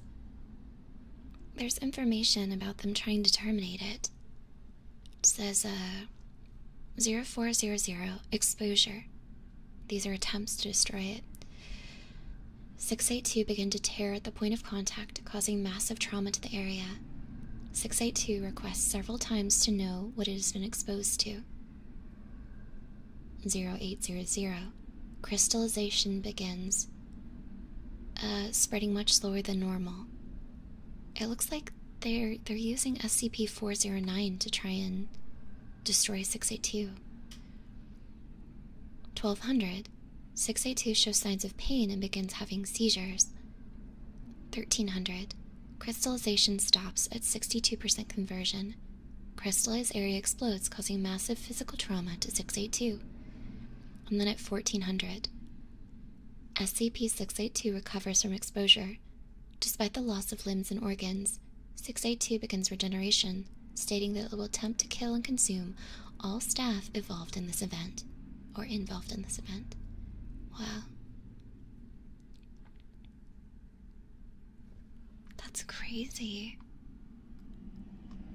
So it's just this creature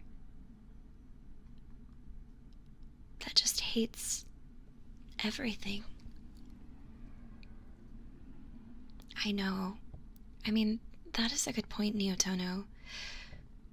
I wonder what began first. 682's hate of humanity and destruction of all life, or us poking and prodding it. Yeah, I don't know. That one's pretty scary. It's pretty basic, but it's pretty scary. I still think that the last one is scarier than 682. 096. Definitely scarier. Of course, thank you. Sir Huxlot, have a lovely day. Thank you so much. Let's see what we've got.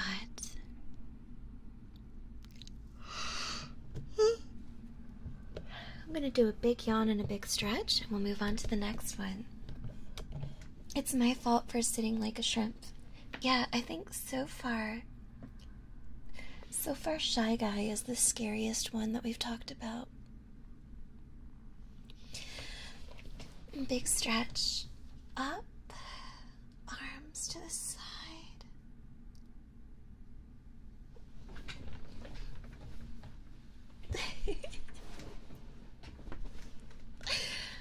Okay. So, it's okay. I'm not knowledgeable enough to understand spoilers, so. But thanks for looking at, darling. Alright.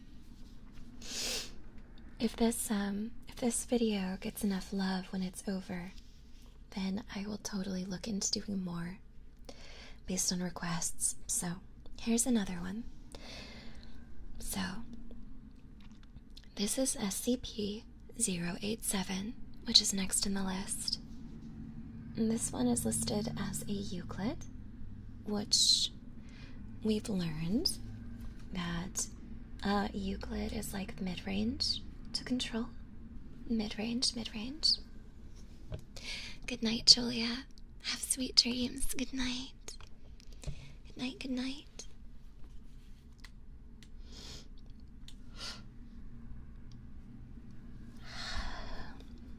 Let's see. So, special containment procedures. 087. SCP-087 is located on the campus of Redacted.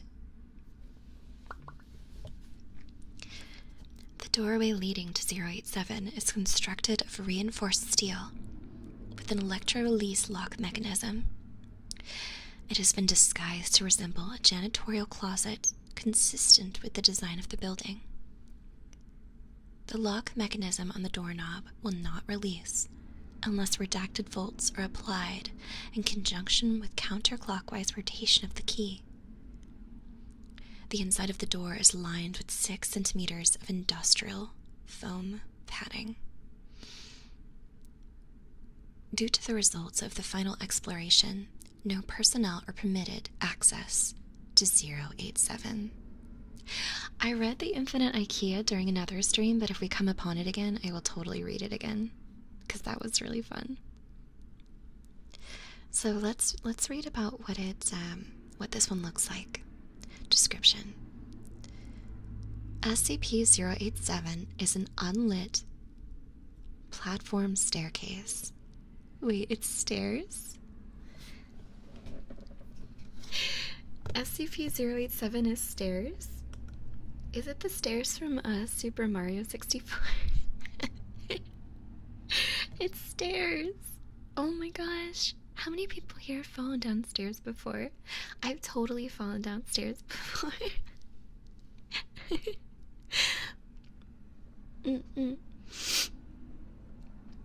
Oh my gosh. We have to read about how the stairs are scary though, because it's gotta be. The stairs descend on a 38-degree angle for 13 steps before reaching a semicircular platform of approximately 3 meters in diameter. Descent direction rotates 180 degrees at each platform. The design of 87 limits subjects to a visual range of 1.5 flights. A light source is required for any subjects who are exploring SCP-087, as there are no lighting fixtures or windows present. Lighting sources brighter than 75 watts have been shown to be ineffective, as 087 absorbs excess light. Subjects' report and audio recordings confirmed the distressed vocalizations from what is presumed to be a child between the ages of redacted and redacted. What? The source of the distress calls is estimated to be located 200 meters below the initial platform of the stairs. However, any attempts to descend the staircase have failed to bring the subjects any closer to the source of the sound.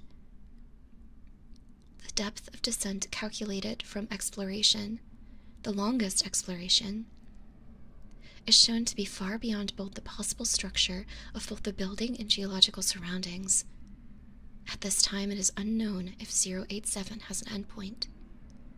So it's endless stairs, and there's the sound of a distressed, crying child coming from somewhere down the staircase, but no matter how far down you go, you can't find the child, the source of the sound. And the staircase is so long and infinite that it doesn't make sense within the scope of the building it's inside, nor the world. Wow. 087 has undergone 4 video-recorded explorations by Class D personnel. Oh, we learned Class D is like people where they don't care if they die? Is that what we learned, you guys? Class D for disposable? Each subject conducting an exploration has encountered 087-1, which appears as a face with no visible pupil, nostrils, or mouth. So there's a person that, or an entity that resides somewhere on the staircase. It says it appears as a face with no visible pupils, nostril, or mouth. The nature of 087-1, this entity, is entirely unclear, but it has been determined that it is not the source of the pleading, so the crying sound isn't that. Wow. Hey, Casualty. Yeah, I guess Class D personnel are just people who are like convicts and stuff, and they don't care if they die. Subjects exhibit feelings of intense paranoia and fear when they're faced with this entity, 087-1, the face, but it's undetermined whether said feelings are abnormal or just a natural reaction to what they see. Wow. So there's 087, which is the stairs, and 087-1, which is the face that they can encounter. There's an addendum here, too.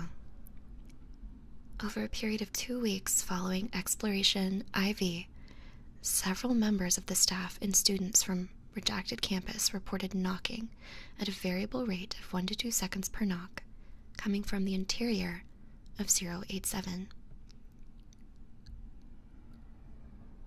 The door leading to 087 has been fitted now with a 6-centimeter thick industrial padding, and all reports of knocking have ceased. Wow, that's really scary. An infinite staircase.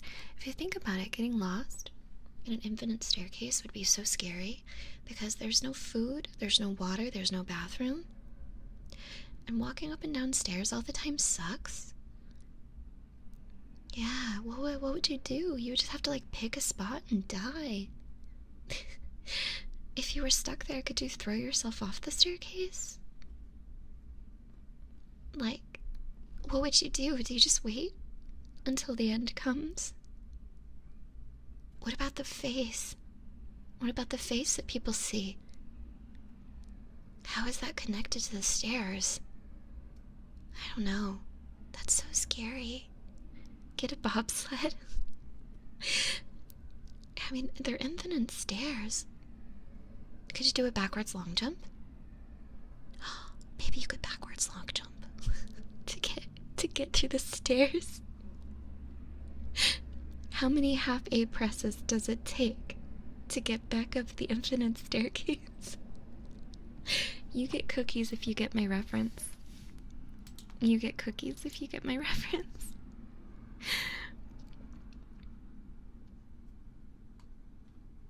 Oh my gosh. Okay. I know. I love watching speedruns. Speedruns are so fun. Okay. Let's read about some of the explorations of 087. Okay?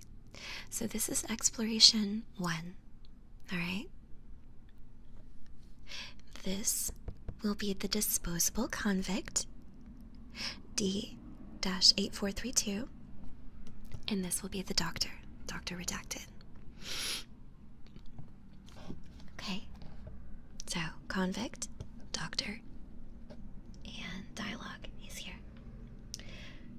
D-8432 is a 43-year-old Caucasian male of average build and appearance, an unremarkable physiological background and psychological background. Class D designation is a result of demotion due to mishandling SCP-redacted. Wait, he mishandled an SCP and became a disposable personnel? This isn't even a convict.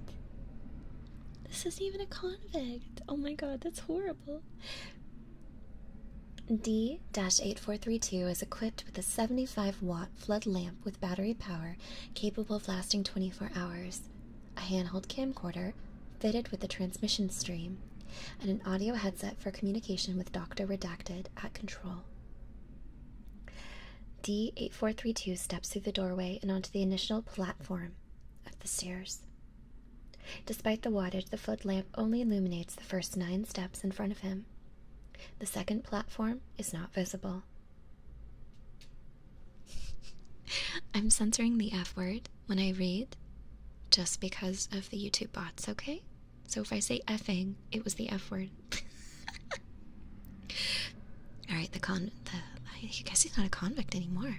The D personnel says. It's effing dark.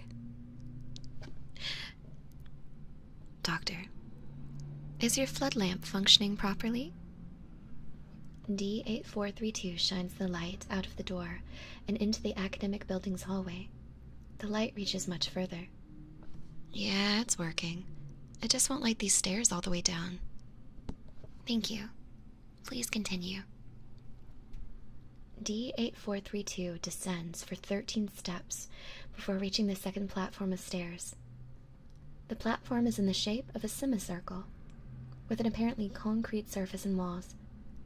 There are no distinct markings, aside from nondescript patches of dust, dirt, and wear, consistent with that which you'd find in a typical concrete stairwell.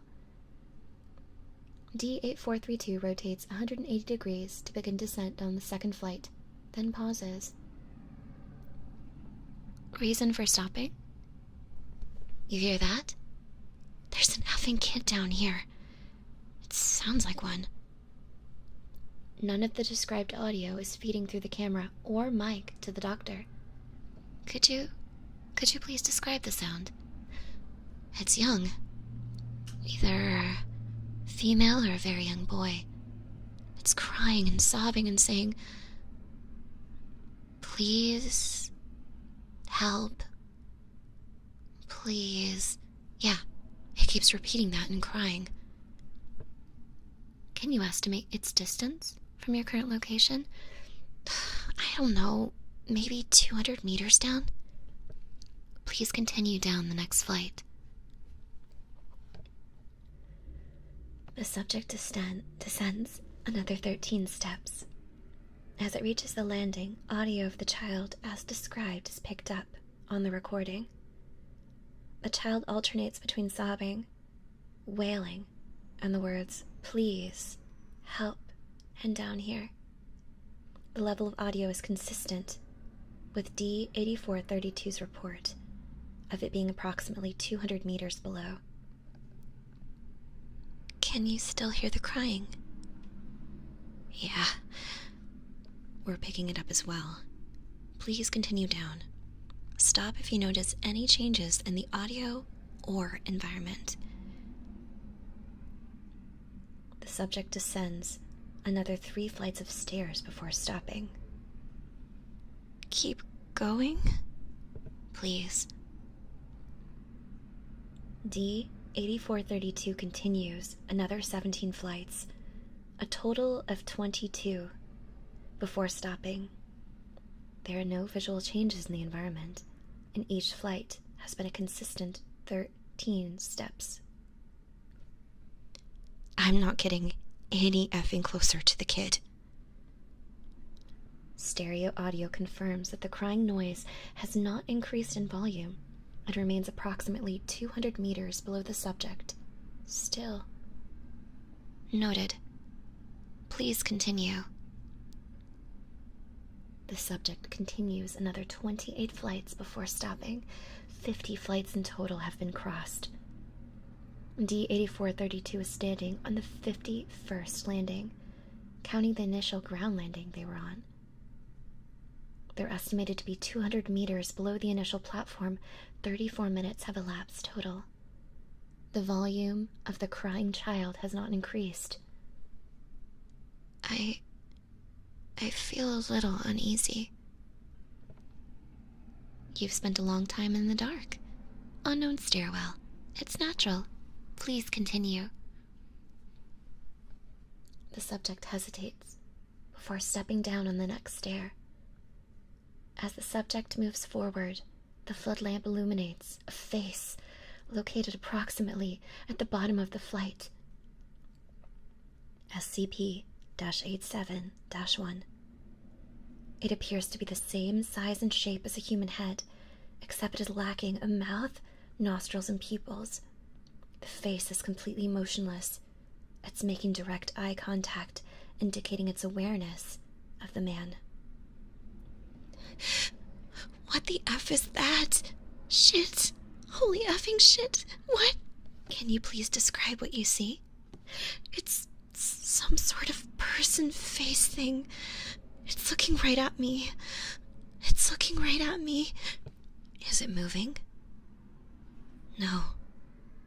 It's just staring at me. It's creepy. Please approach and further illuminate the entity. I don't want... The face jerks forward about 50 meters in front of the man. He screams. He enters a panicked state and rapidly ascends the stairs. D8432 reaches the ground floor in 18 minutes, at which he collapses and passes out. There is no sign of the face, Review of the footage indicates an equal number of flights and steps, ascending as descending. Audio of the crying and pleading remains at the same volume until the last flight of stairs, at which it ceases. Medical reports indicate collapse was a result of the rapid ascension of the stairs, causing fatigue. End. Weird. Well, the guy didn't end up dying. He didn't end up dying, so it seems like he went down the stairs and he heard the crying. When he saw the face, the crying stopped. The face jerks forward, but it didn't do anything to the man, and neither did the stairs. Did the stairs kill people at all? It doesn't seem like anything happened to this guy. I mean, he did get scared, but he wasn't killed or anything. Yeah. That's so fascinating. Gosh, I love horror so much, you guys. Yeah, he just got extremely traumatized. He just got extremely traumatized. He didn't die, which is good. Yeah, there's more documents. I'm gonna look at more, okay? We're gonna follow the same pattern, okay? Where this is going to be the doctor. This is gonna be the person going down the stairs, okay? There's 2 more documents for us to read. I'll read the general thing. I'm gonna touch your ears a little bit while I do it, because it sounds nice. But let me read. So this is exploration 2. So, here's the next victim, I guess. So it says D9035 is a 28-year-old African-American male of strong build.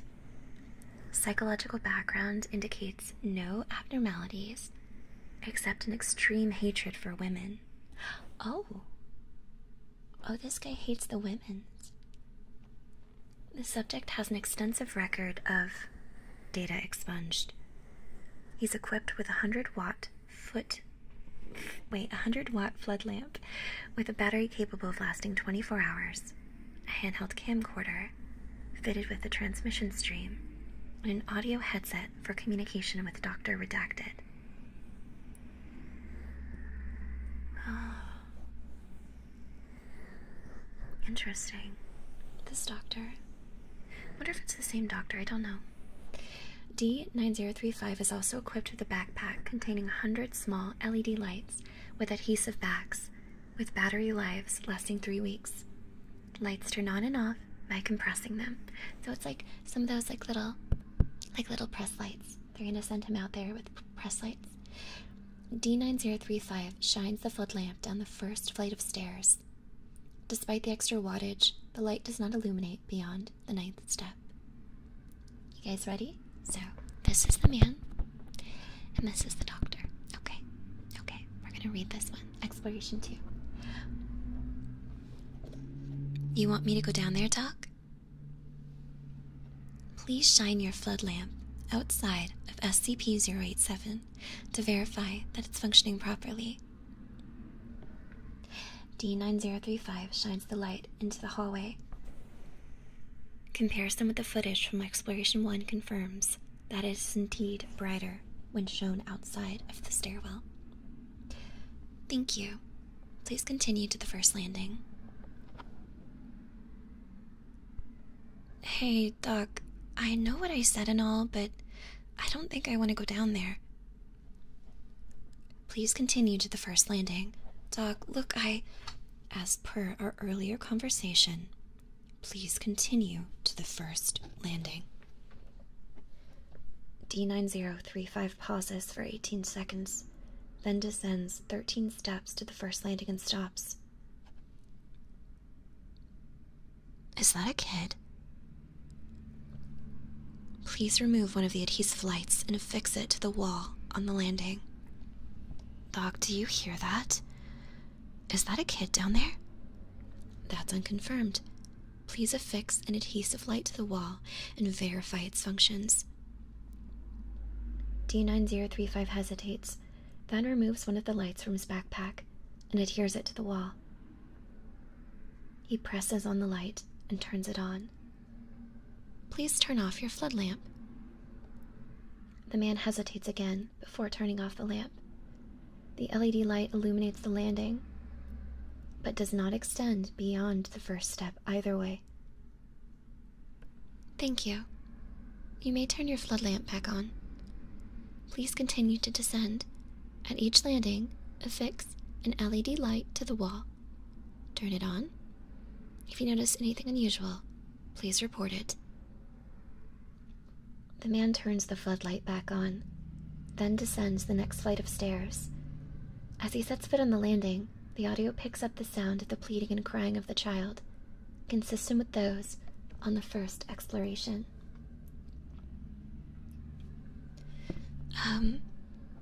Can you still hear the previously recorded audio? Yeah.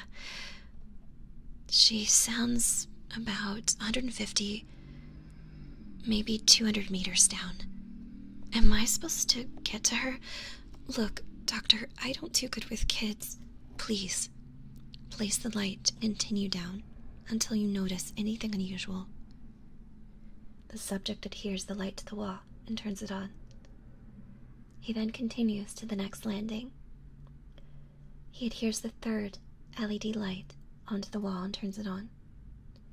He continues in this manner for the next 25 flights of stairs before he stops.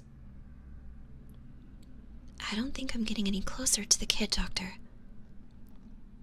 How far below would you estimate the source of the sound? Same as before. 150 to 200 meters down. Thank you. Please proceed. He continues in the same fashion for the next 24 flights of stairs. At the 51st stair, he stops.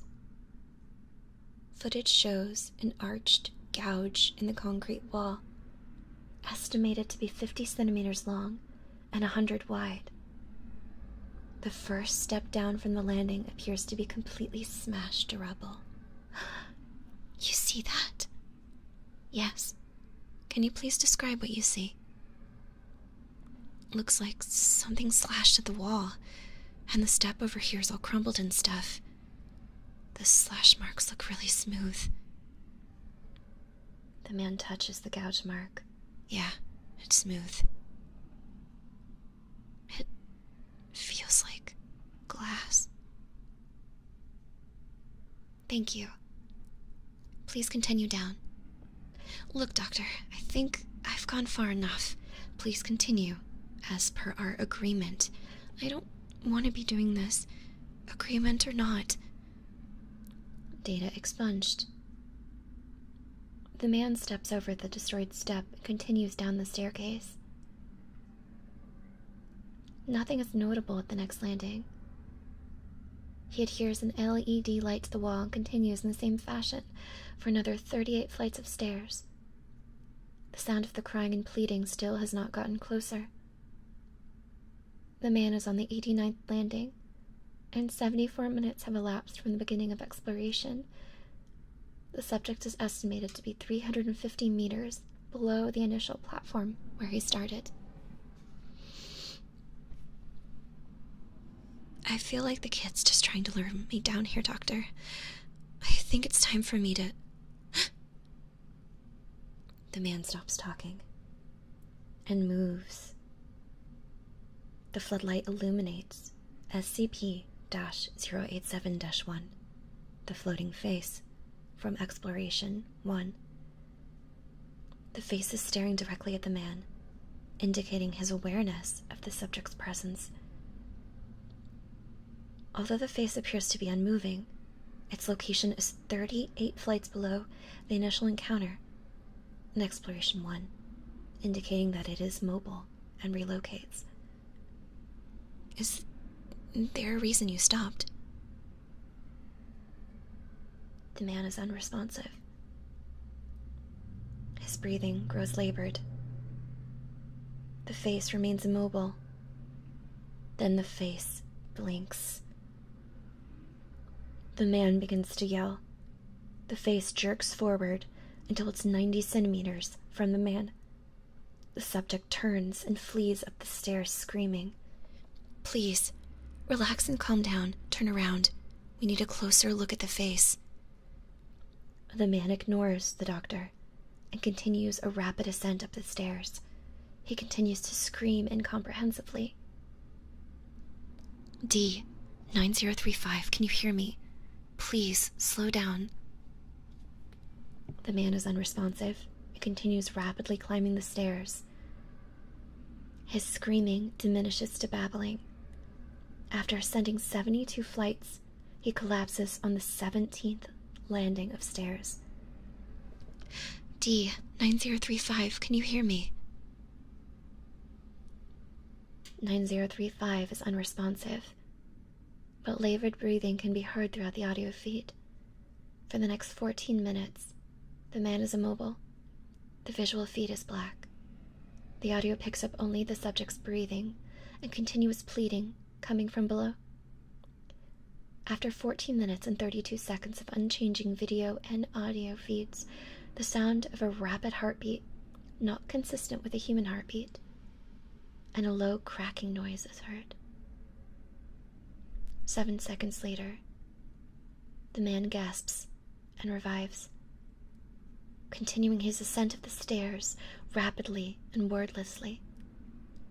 The heartbeat and cracking cease, and nothing abnormal is detected on the visual feed. He remains unresponsive. He exits the SCP and sits on the floor outside the entrance.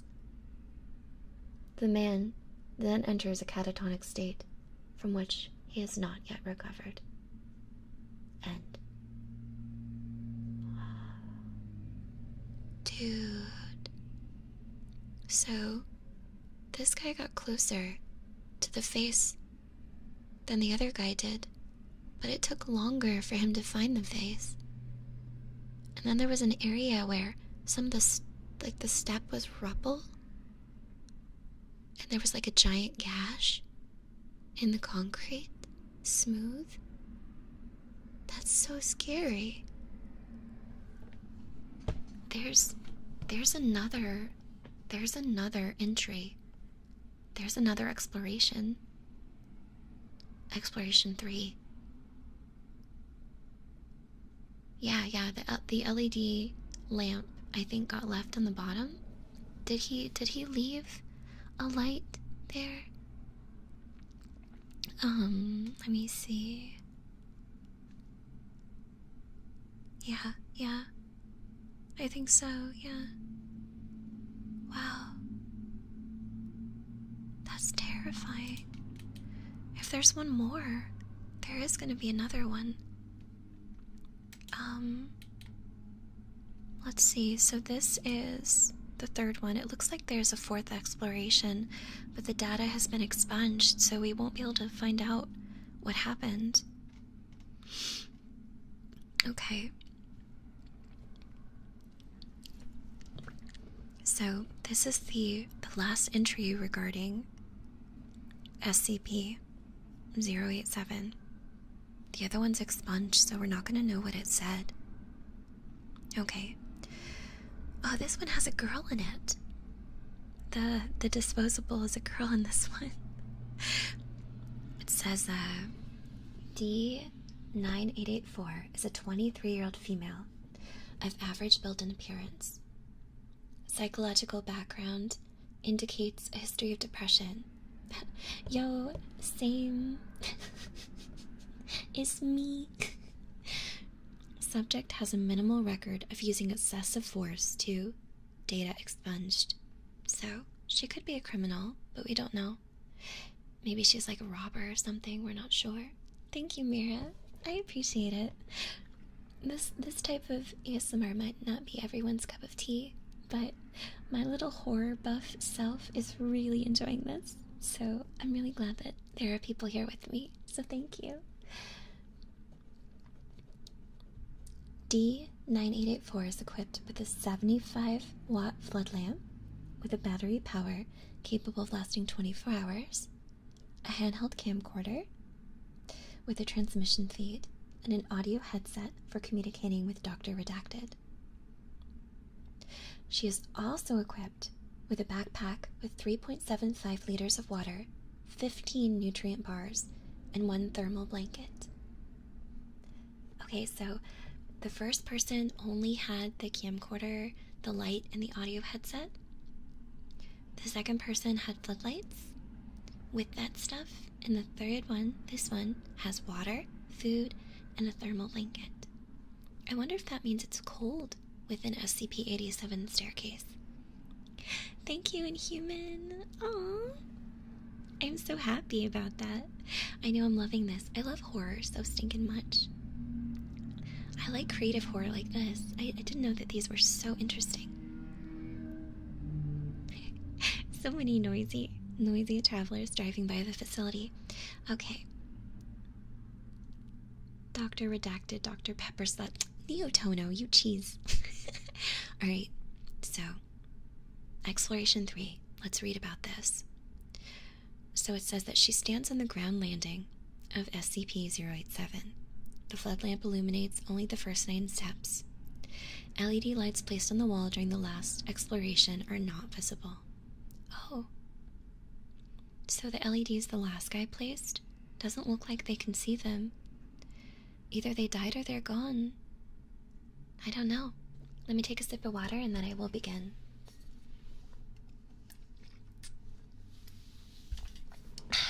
So as always, the subject, the doctor, okay? Doctor, please descend to the first flight and examine the landing wall. D-9884 descends 13 steps and stops at the landing. There is no trace of the LED light at the location footage from Exploration 2. So, it's just a dirty concrete wall. There's nothing on it. No, wait. It's a little bit sticky right here. She indicates the spot on the wall where the LED light should have been. Wait, there's a child crying down here. She's begging for help and crying. Thank you.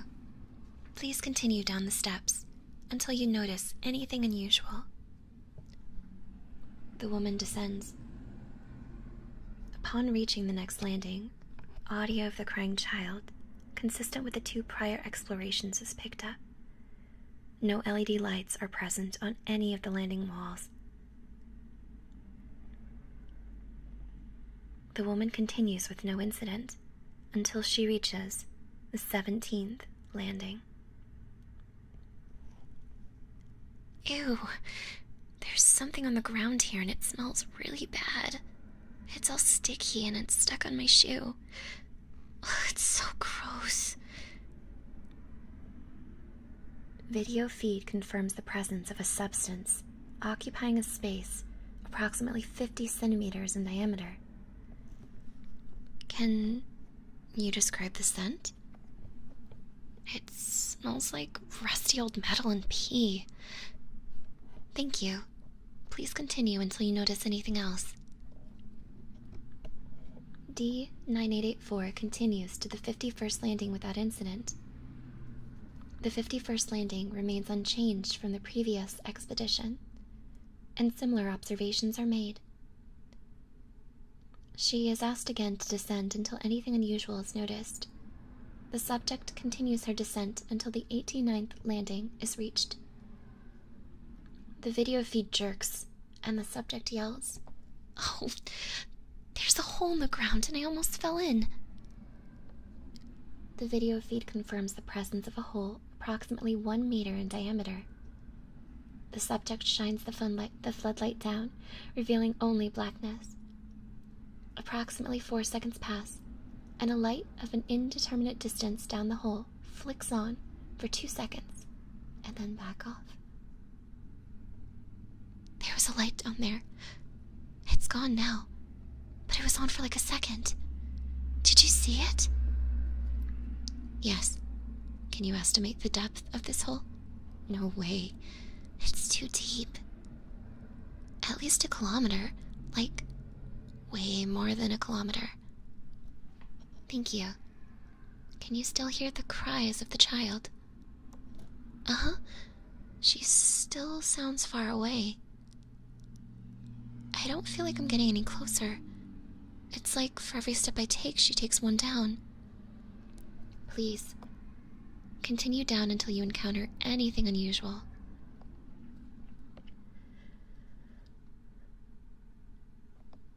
The woman continues to descend, SCP-087, for approximately an hour, covering an additional 164 flights of stairs. She stops to rest on the 253rd, consuming 1 nutrient bar and several gulps of water.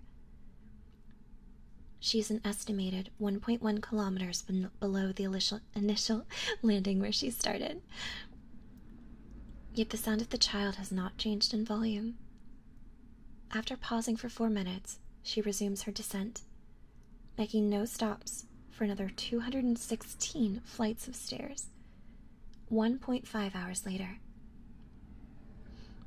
she is on the 469th landing, an approximate 1.8 kilometers below ground level. I'm not getting anywhere. I think it's time I went back. I mean, going down is one thing, but it's a long climb back. You've been provided with food, water, and blankets to last you 24 hours. Please continue down. No, I think I'm going to go back up. She turns towards the previous flight of stairs. A scream is heard. The floating face, SCP-087-1, is directly behind the woman, blocking her ascent back up the stairs. The face is 30 centimeters from the lens of the camera. Its eyes are fixed directly on the lens. This time looking not at the subject, but at the person who's viewing the video feed, the doctor. The video feed glitches and freezes for 4 seconds, accompanied by a static-like screeching noise from the audio feed. It then cuts to bumpy visuals of the woman descending the stairs rapidly, going down. It's been following me. This whole time it's been right behind me. Oh God, it's right behind me. It was looking right at me. Doctor, please do something to help me. Oh God. No, please get it away. Please, no, please. I knew it was following me. Help me make it leave, please. No, it was looking at me. It was staring at me. It knew I was here. It's been watching me this whole time. Oh God, please help me. No, please. She continues in a similar fashion until the end. The woman continues to scream and plead hysterically as she rapidly descends the stairs. The previously heard static-like screeching seems to overlay the audio feed, beneath which can be heard the original sound of the crying child. Approximately 14 flights down, the video feed swings to show the area directly behind her.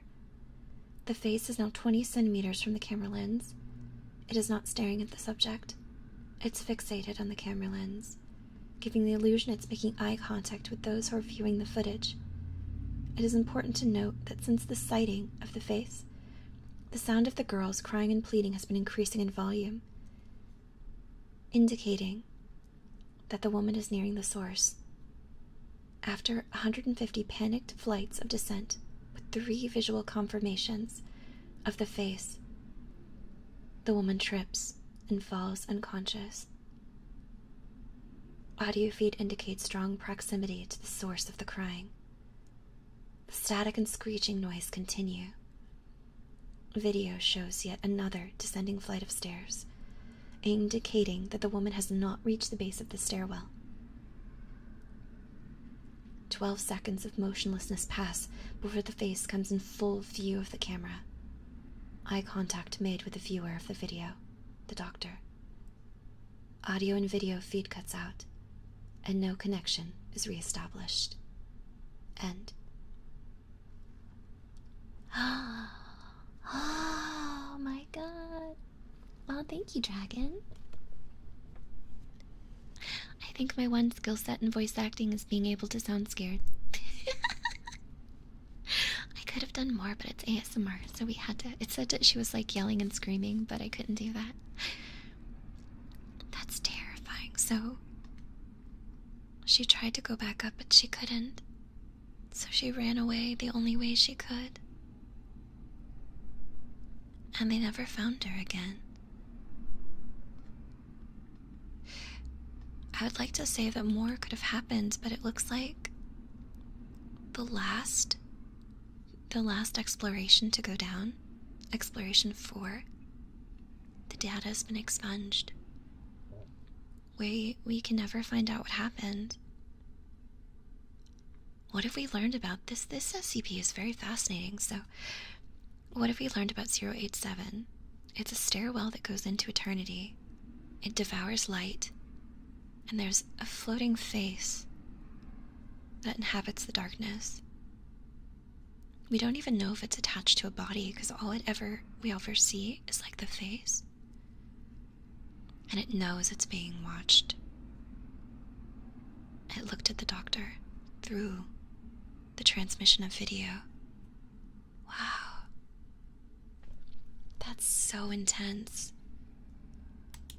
That's really scary. I mean, the other one was pretty scary too.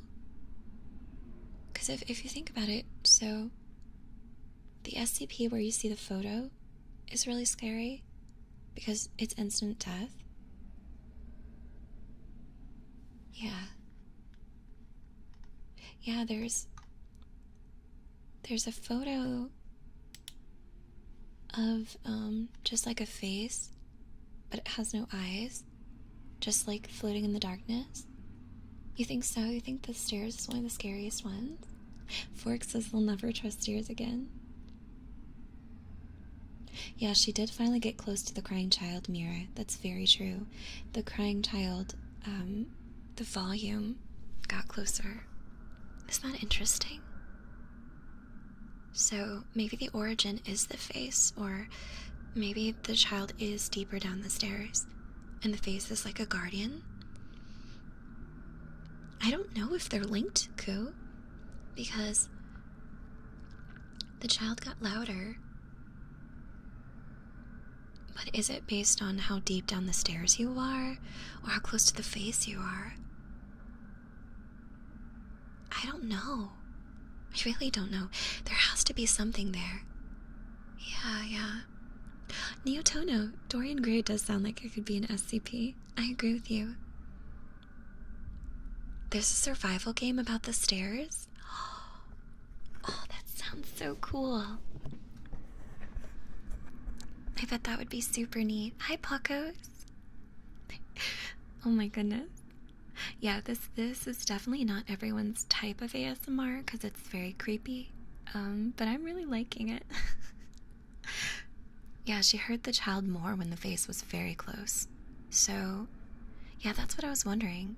So maybe the face directly correlates with the sound of the child, but it only becomes louder when within a certain distance of the face.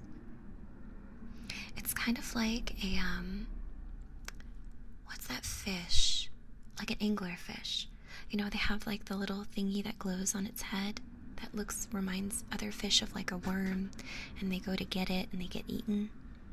Yeah. I have a horror obsession too. I really enjoy scary stuff, but of course I can't do just scary stuff because, as you can see based on the average viewers today, it's lower. So if I only did spooky, my channel would die. But I enjoy occasional spooky, so I can definitely do that. I really like it. Plus it's a nice little comfy bunch today. Let me move my foot. I need to get a better chair. That should be my next big purchase. After Matthias is all good, and I don't have to pay for vet visits anymore. I need to get a really good chair. No, but I think, Vanny, if people like this, I think I should check out the SCP games. If you have to leave and listen to something happy, Koo, it's totally okay. I won't be offended if anybody has to go listen to happy stuff before bed. This is really interesting, though. Okay, well, here's a good one. Here's a good one. This is a safe one. This is a safe one. Okay, so this is SCP-5000. You guys ready for this one? It says it's safe. SCP-5000.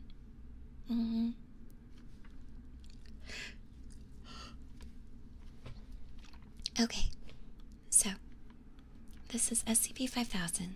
Object class is safe. Here, let me give you guys some good feelings, okay? Good feelings. I'm gonna talk about this one, but we're gonna give you some comfy ear rubbies, okay? I'm comforting you. Shh. I'm comforting you. We're gonna do some ear rubbies while I read this one, okay? I am touching your ears very gently with my hands. It's comfy. If you've never experienced this, I hope you like it. Dragon! Dragon, thank you for the super. Thank you, thank you. Dragon says, what is the worst disease for a ghost to get? Bubonic plague.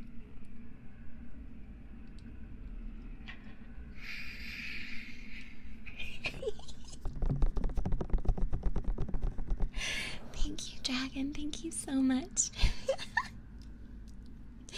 Bubonic plague. Thank you, Dragon, for the super. Thank you for supporting Fushi Spooky Stream. Thank you. Thank you so much. Thank you, thank you, thank you. I appreciate you. Jimmy Boombox. Jimmy. Thank you for the super. Jimmy, you were the one who left a comment and said I had a nice voice, didn't you? You left a comment the other day. I remember, because I read it out loud and I was like, Jimmy Boombox says, I got a nice voice. Thank you for the super, Jimmy. Thank you so much for your support. Thank you. Thank you, thank you. Nama nama no. Nama nama no. Aww. Mira. Oh my gosh. If there were hype trains on YouTube. Mira, thank you so much. Thank you for the super. Mira says, I'm so excited to hear you are reading a 5000. Good, good. It says it's a better, like maybe it's less scary.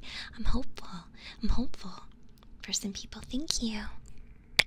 Thank you so much. I greatly appreciate that, Mira. Thank you, thank you. Oh. Strifer. Strifer 43. Thank you. Oh my goodness. Thank you for that super. Strifer, thank you. Thank you so much. Strifer says, love your voice. Great for relaxing. And what's better to support? Subs and gifting subs or super chats?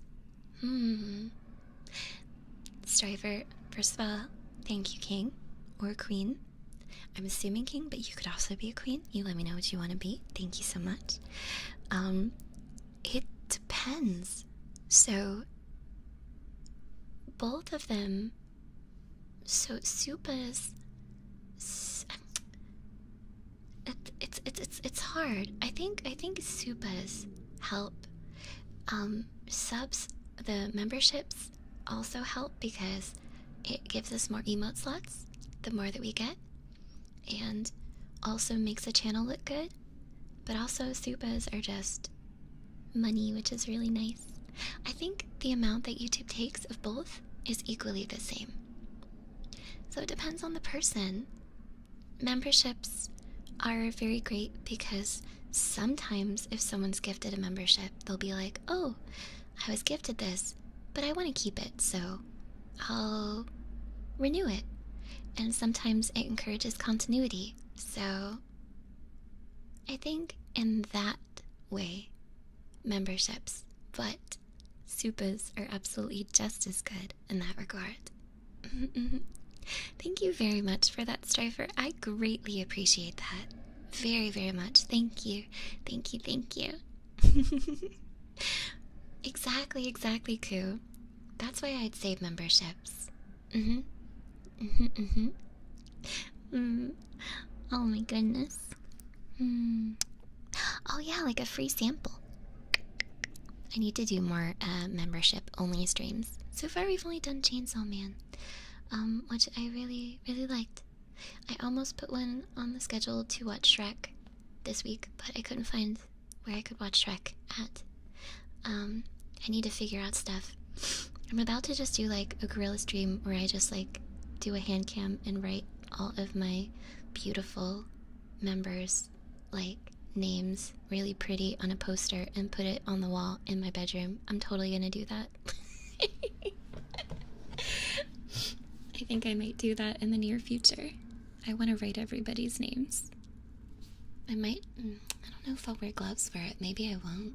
Maybe I'll show you guys my fingers. No, you are fine. Just so you know, watching streams on YouTube helps too, because of ad revenue and stuff like that, so I'm very appreciative of it. Strifer, is that what you asked, darling?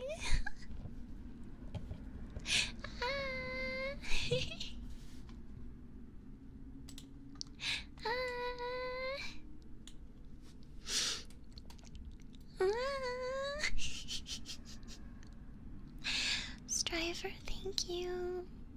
Thank you so much. Thank you so much for gifting subs. Oh my goodness. Oh my goodness. Oh my goodness. Thank you. If you were gifted a sub, please say thank you to Striver. Please be grateful. That was so sweet of them. Thank you so much. I greatly appreciate that. Thank you so much. Oh, I hope you get as much out of my content as you are giving to me right now, you lovely person. Thank you so much. I really appreciate the support. I'm like PBS Kids. I'm the publicly funded elf. I'm the non-cable television. Thank you so much. I really appreciate that. Oh my gosh, I can't say words right now. Thank you. That makes me feel very happy. I really appreciate the extra support today, trying something so different than what I usually do. Yeah, I really like it. This elf is brought to you by viewers like you. Thank you. Kiss. I promise that the kitty cat ASMR stream on Saturday is gonna be super tingly and super focused on really comfy stuff. I'm happy.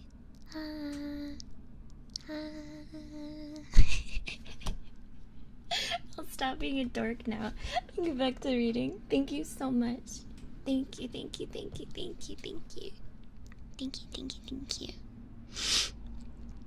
You like hard eyes? Yeah, there will be lots of nyas on Saturday. Lots of like... nya. Nya 大好き。私は猫。大好き。大好き。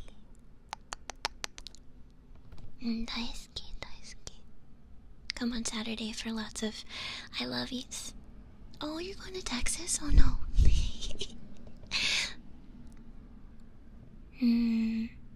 Nya. It's just a preview. Okay. We have to read SCP-5000 for Mira. We have to read SCP-5000. Okay. Hold on. Okay, okay. There we go. Let me refresh my page here. The weather outside is weather. Yes, it is a lot of weather.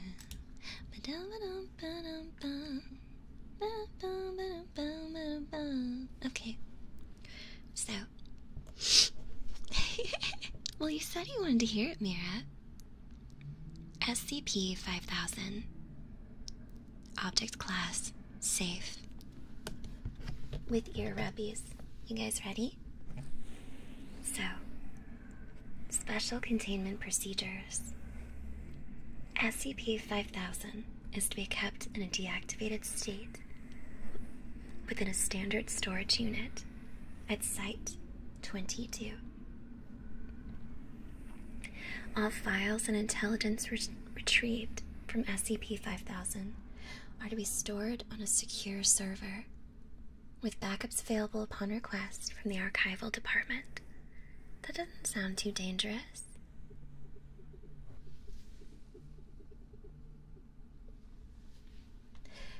Description: SCP 5000 is a non-functional mechanical suit identified with its internal schematics as an absolute exclusion harness designed by the SCP Foundation.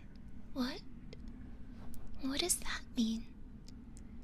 Although SCP 5000 is believed to have once possessed a number of anomalous functions intended to protect and benefit its occupant, damage inflicted to it in the past means it's currently only capable of basic file storage. Wait, so it's like a mechanical bodysuit that's basically a giant hard drive? For record of files contained within SCP 5000 upon recovery, see Archive 5000-1. Oh. SCP 5000 first appeared in a flash of light within SCP 579's containment chamber at Site 62C. Some people are getting to work. It contained a corpse, genetically identical to the Foundation employee named Pietro Wilson. Pietro Wilson is currently employed at the exclusionary Site-06, and the monastic therapy has confirmed he has no knowledge of SCP-5000 or memories concerning the events detailed within its archives. What in the world? Okay, there are journals we need to read. There's a bunch of journals regarding this, so let's take a look at some of these. Okay, so here are journals within the archives of the suit. Let's take a look. Journal entry 1. My name is Pietro Wilson. I don't know what's happening. I think I might be the only one left. The date is 2/1/2020. Sorry, thought transcription is tricky. Sorry, I'm not used to this yet. The date is 02-01-2020. I've just escaped from exclusionary Site-06. I think. I'm not certain. But I think everyone else is dead. Those guys, they were thorough. If I hadn't gotten to the suit, I'd be... Oh God. Journal entry 2. Good night, Ashen. I need to get myself together, or this thing is not going to be legible at all. Most likely, they're going to want some kind of record of this whole incident for posterity. I'm currently on my way to the nearest Foundation installation, a small safe house for agents making their way through this part of the country. Most likely there won't be anyone there, but I should be able to get in contact with my superiors and find out exactly what's going on. Things started around 6, maybe 7 hours ago. a group identifying themselves as Mobile Task Force Zeta-19, insurgent infiltrators, maybe, entered the site. They had proper identification and everything and gathered everyone into the canteen, and then they just started shooting everybody. I can still taste the blood. I can't get that awful metal taste off my tongue. It's a miracle I didn't get hit or trampled on. The way people were climbing over each other to get out of there. If I hadn't gotten to the exclusion harness, I'd be dead. No doubt about it, like I said, they were thorough. I'm a technician for the power grid on ES-06, so I don't fully get how this suit works, but I understand the basics. This perception filter thing doesn't mean people can't see me, but it does mean that they can't recognize the fact that they can see me, which I guess is the same thing when you get down to it. But those infiltrators, they didn't even take anything. Didn't even try to. I watched after I got into this thing. I was too scared, a coward, to make a run for it. They just checked the bodies and left. An extra bullet for every head. They were just there to kill us. Journal entry 3. Finally made it to the safe house after hours and hours of trudging through the desert. Heard a few explosions in the distance. Maybe the Foundation sent an MTF to engage those infiltrators before they got away. I hope so. Never been happier to see bottled water in my life. The harness sustains your body while you're wearing it, apparently, but my mind still thinks I should be drinking. Human nature, I guess. Anyway, once I get these legs of mine rested, I'm going to try and get these systems online. I need to get in touch with the Foundation and find out exactly what's going on. Journal entry 4 is only 2 words. It just says, holy shit, and nothing else. What's happening? A group of people just came in and tried to kill this person, Pietro Wilson, and then he put on the suit. They couldn't see him and he escaped. Let's see. There's a downloaded file. 0001-1. Context. They sent this to every government news organization and anomalous agency on the planet. F me. That's exactly what it says. What does that mean? Dragon! Dragon, my darling, thank you. Dragon, my darling. Oh my gosh, that's safe to say we unlocked a new emote slot. We absolutely unlocked a new emote slot. Thank you so much. Oh my goodness, Dragon. Oh yay! Dragon gifted a subscription to Mira, Alan Reed, the Tired Boy, Week. Oh my gosh, that's so awesome! Wow. Thank you so much, Dragon. Thank you, Dragon. Thank you very much. I really appreciate that. Thank you. My big supporter, you. What a sweet dragon. Thank you. Yes. I'm so grateful. Thank you. Oh, my community is a bunch of mushes, Mira. You've no idea. They're the sweetest little things. Oh my gosh. Of course, Neo. Understandable. Thank you, Dragon. I hope you're enjoying the reading today, Dragon, my darling. Thank you so much. Thank you. Aww. We are currently hearing about SCP-5000. That's the one we're currently reading about. So, there's a downloaded file that was sent to every news organization on the planet, and that's what we're looking at now. This is the one about the suit. Happy early birthday, Neo. So there's an image on the page of, like, it almost looks like a gear circle with arrows pointing to the center. And it says the following message, composed via consensus of the O5 Council. And this was sent to all the news organizations. It says, for those who are not currently aware of our existence, we represent the organization known as the SCP Foundation. Our previous mission centered around the containment and study of anomalous objects, entities, and other assorted phenomena. This mission was the focus of our organization for more than 100 years. Due to circumstances outside of our control, this directive has now changed. Our new mission is the extermination of the human race.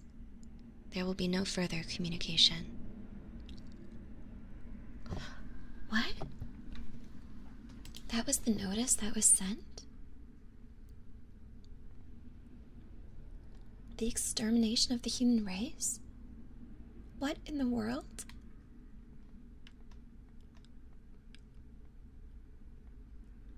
Wait, was it is this the SCP Foundation that it's talking about?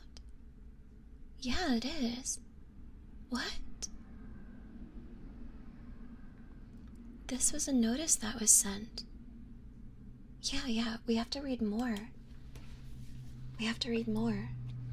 Okay, hold on. Let me put on... I'm gonna take another sip of water because there's way more that we have to read. Okay. This says composed file 0001-1. These are files being pulled from the suit. Immediately following the release of their worldwide announcement, the Foundation began their assault on mankind. The response to the anomalies the Foundation let loose was as quick as it could have been, but the damage is being done.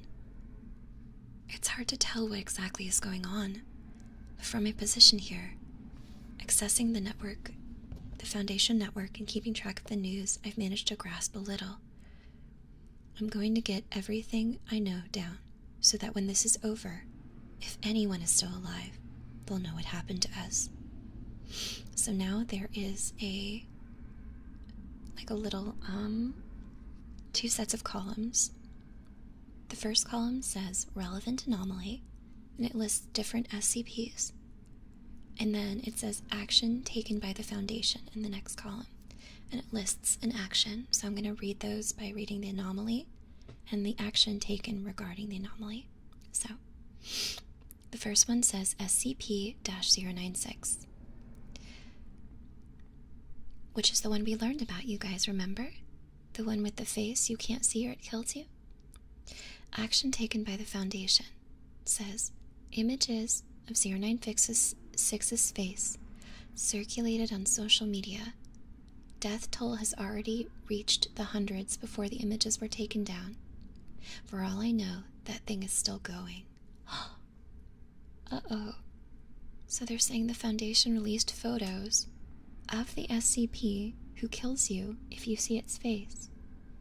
And it showed photos of its face online, and it started killing people. No! That's horrifying. Oh no! Shadow, thank you for the super. Shadow. Shadow says, Fushi, SCP number 0000. Name MissFushi.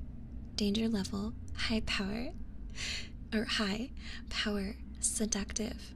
Voice. Description, seduces victim with voice, making them do their bidding. Run away. Thank you, Shadow. I could be an SCP. I can talk in my voice. Be like, come here, come here, come here. You're gonna do what I say. Thank you. You are going to do what I say. as long as you do, you will be able to hear my voice for the rest of eternity. But occasionally you will hear cars that go by. Occasionally you will hear cars.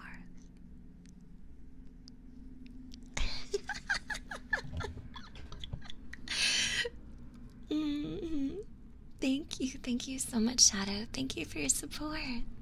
Aww, everyone's being so kind today. Oh my goodness. Oh my goodness. Fushy blushy. Okay, I'm happy. Let me read more. Alright, the next anomaly listed is SCP-169. I don't know about this one. We're probably going to cover some that we don't know, which is okay. So it says, action taken by the Foundation. A series of nuclear charges are detonated within and along 169's back, causing it to stir in its sleep slightly. The resultant earthquakes and tsunamis devastate a significant number of coastal settlements around the world. So I guess when that SCP wakes up, it causes devastation. That makes sense. SCP-662. Action taken by the Foundation. Over the course of 24 hours, an individual whose appearance matches that of Mr. Deeds appears in the vicinity of several major heads of state and assassinates them using whatever tools are immediately available, disappearing just as quickly. I don't know why this stopped after the first day. Mr. Deeds? Mr. Deeds, the Adam Sandler movie? Does he look like Adam Sandler? What in the world? Oh my gosh. That's different. That's SCP-662. Next up, SCP-610. Samples of SCP-610 are dispersed by embedded Foundation agents within many major cities, including New York and Delhi. All civilians in the area, along with the agents themselves, are quickly infected and succumb to 610. Further spread of 610 is halted by the combined efforts of the Global Occult Coalition and the Church of the Broken God.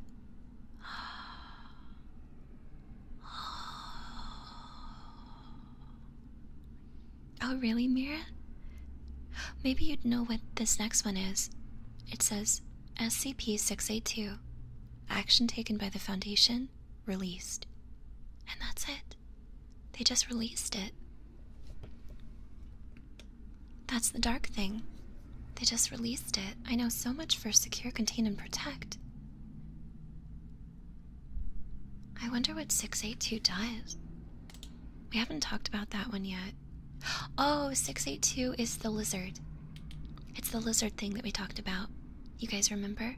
682 was the lizard thing. Yeah, the reptile. Okay, so they just let the reptile out. The thing that hates all of mankind and just kills without discretion. Wow. At the bottom of the list we read, it says, I don't understand why this is happening. Okay. Let's read more. The next downloaded file. Downloaded file 0001-2. Context. News footage I managed to download between drinking sessions. Reporter Maria Henderson is speaking from inside a GOC evacuation tent. Scrolling header indicates that she is speaking the outskirts of Troja, Sweden. Behind her, patients can be seen being treated by doctors in full protective gear. Maria herself is wearing a surgical mask, pulled up slightly to allow her to speak into the microphone, which kind of defeats the purpose, if you ask me. Here's Maria speaking. Repeating what has been previously put out by the Global Occult Coalition. Oh my god, it's getting to that time. 3 hours into the stream if she can't talk. Let me read that again. Repeating what has previously been put out by the Global Occult Coalition. Residents that have not already evacuated are advised to seal themselves inside their homes as quickly as possible, using whatever materials are available. One of the doctors attending a patient stands up with urgency, looking over to a soldier standing over the beds. The doctor says, "We've got expiration. Get the eraser quickly." Maria Henderson quickly begins moving out of the tent, out into the field filled with similar installations. A loud buzzing sound can be heard from the tent behind her, and several flashing lights can be seen. Thick smoke pours out a gap in the top of the tent. Maria says, "Any individuals still in a compromised area are advised to keep careful watch over those around them. If any friends or family begin exuding a noticeable, minty smell, they are to be quarantined immediately." The feed cuts out. I later found out this is when television stopped everywhere. Internet, too. World gone blind in a few seconds' time. Wow, okay. Now there's a journal entry. Journal entry 001-5. Remember, these are all pieces of data that are coming from this suit, okay? Okay. Journal entry. It's funny. With the supplies in this place, not to mention the exclusion harness, which is the suit, I could probably survive for years right here. But the idea of being sat here with no idea what's going on in the outside world, it's unbearable. Still, I'm not sure whether I really want to know what's happening out there either. When I was a kid, real sick all the time, not able to go out that much, I was really into detective stories. Sherlock Holmes and all that shit. I always wanted to figure things out. Anyway, my dad had this row of plant pots on the wall outside the house. They were always getting knocked over, but he could never figure out what was doing it. That was pretty much at my peak of detective obsession, so I was on the case like nothing else. I was stupid, so I couldn't actually deduce anything. You understand. So I ended up buying this cheap spy camera and recording the wall overnight. It was a stray cat. My dad ended up kicking it to death. Like I should have known he would. Curiosity, well, you know the saying. Everyone involved would have been better off if I'd minded my own business. Except my dad. But F him. Damned if you do, damned if you don't. But I'd rather be doing something than nothing. Besides, if I have the exclusion harness, nothing that would want to hurt me will ever know I'm there. I'm a tourist at the end of the world. Destination Site 19.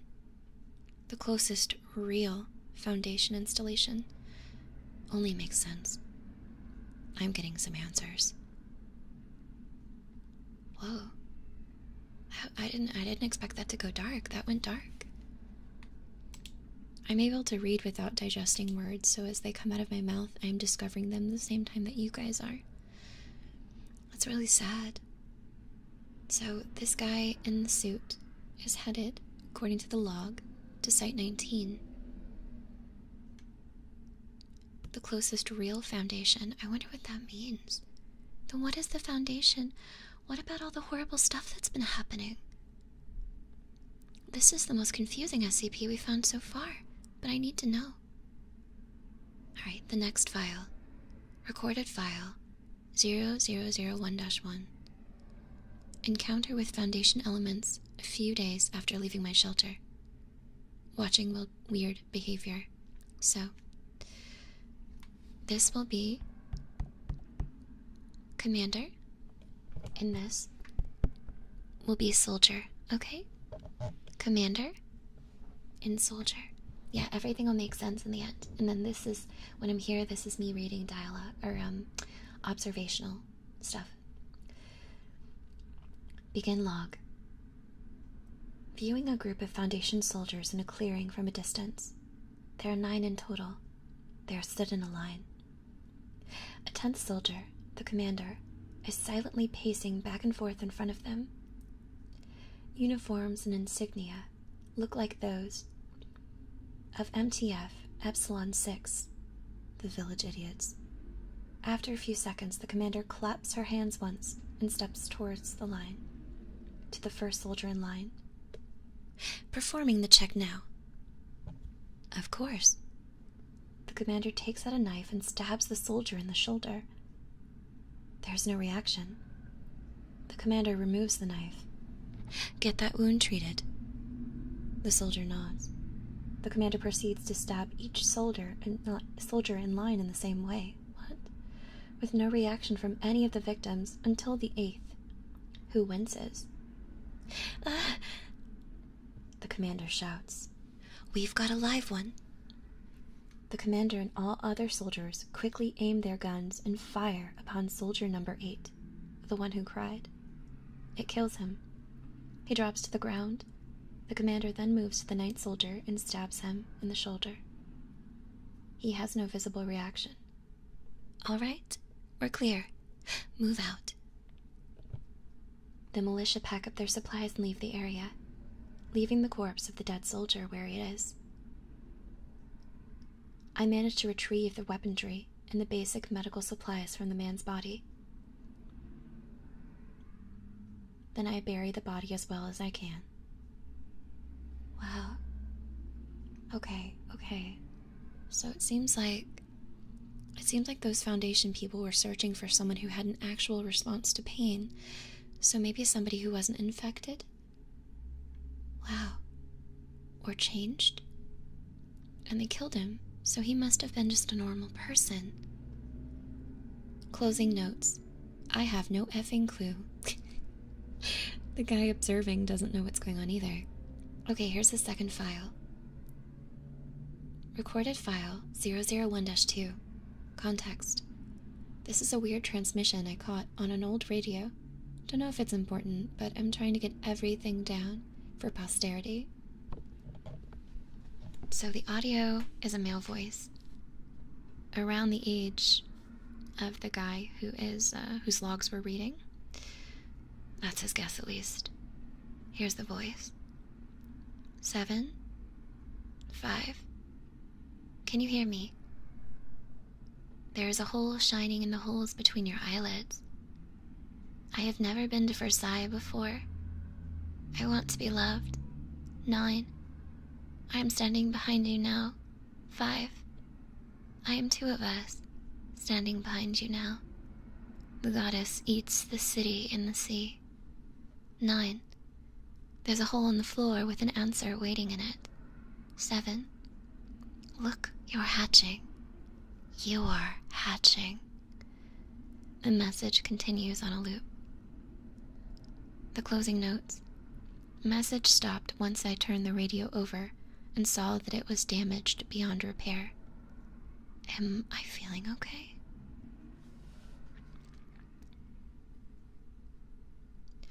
Next, there's a photo, and it appears to be of some trees. There's a few trees, and then there's one covered in moss.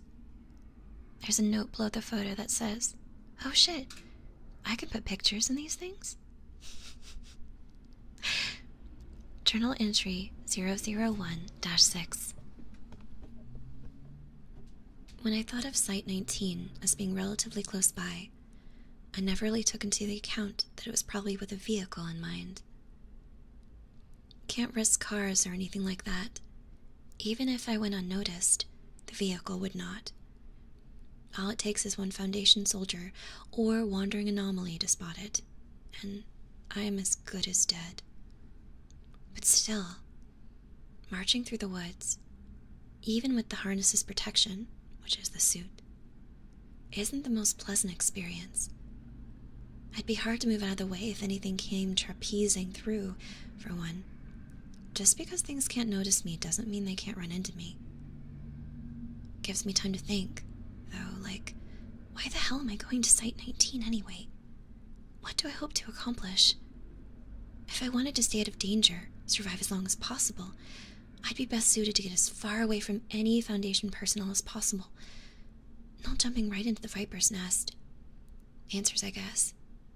More than anything, I want answers. Even if I get kicked to death afterwards. So that was a reference to the Curiosity Killed the Cat quote from 2 other entries ago. And he has the suit. Foundation people are killing people all over the world, letting loose anomalies, and he's headed to Site 19. He doesn't know why, but he's going. Wow. Yeah. I know, I like it so far. I like the fact that it leaves me thinking. Okay. We're gonna figure this out, though. We are definitely gonna figure this out. So, next up, composed file 001-2. I reached Site 19. He got there. Security's in disrepair. Most of the anomalies were let loose a while ago, so it's pretty easy to get in. Still stressful. Moving out of the way of the researchers as they went about their business.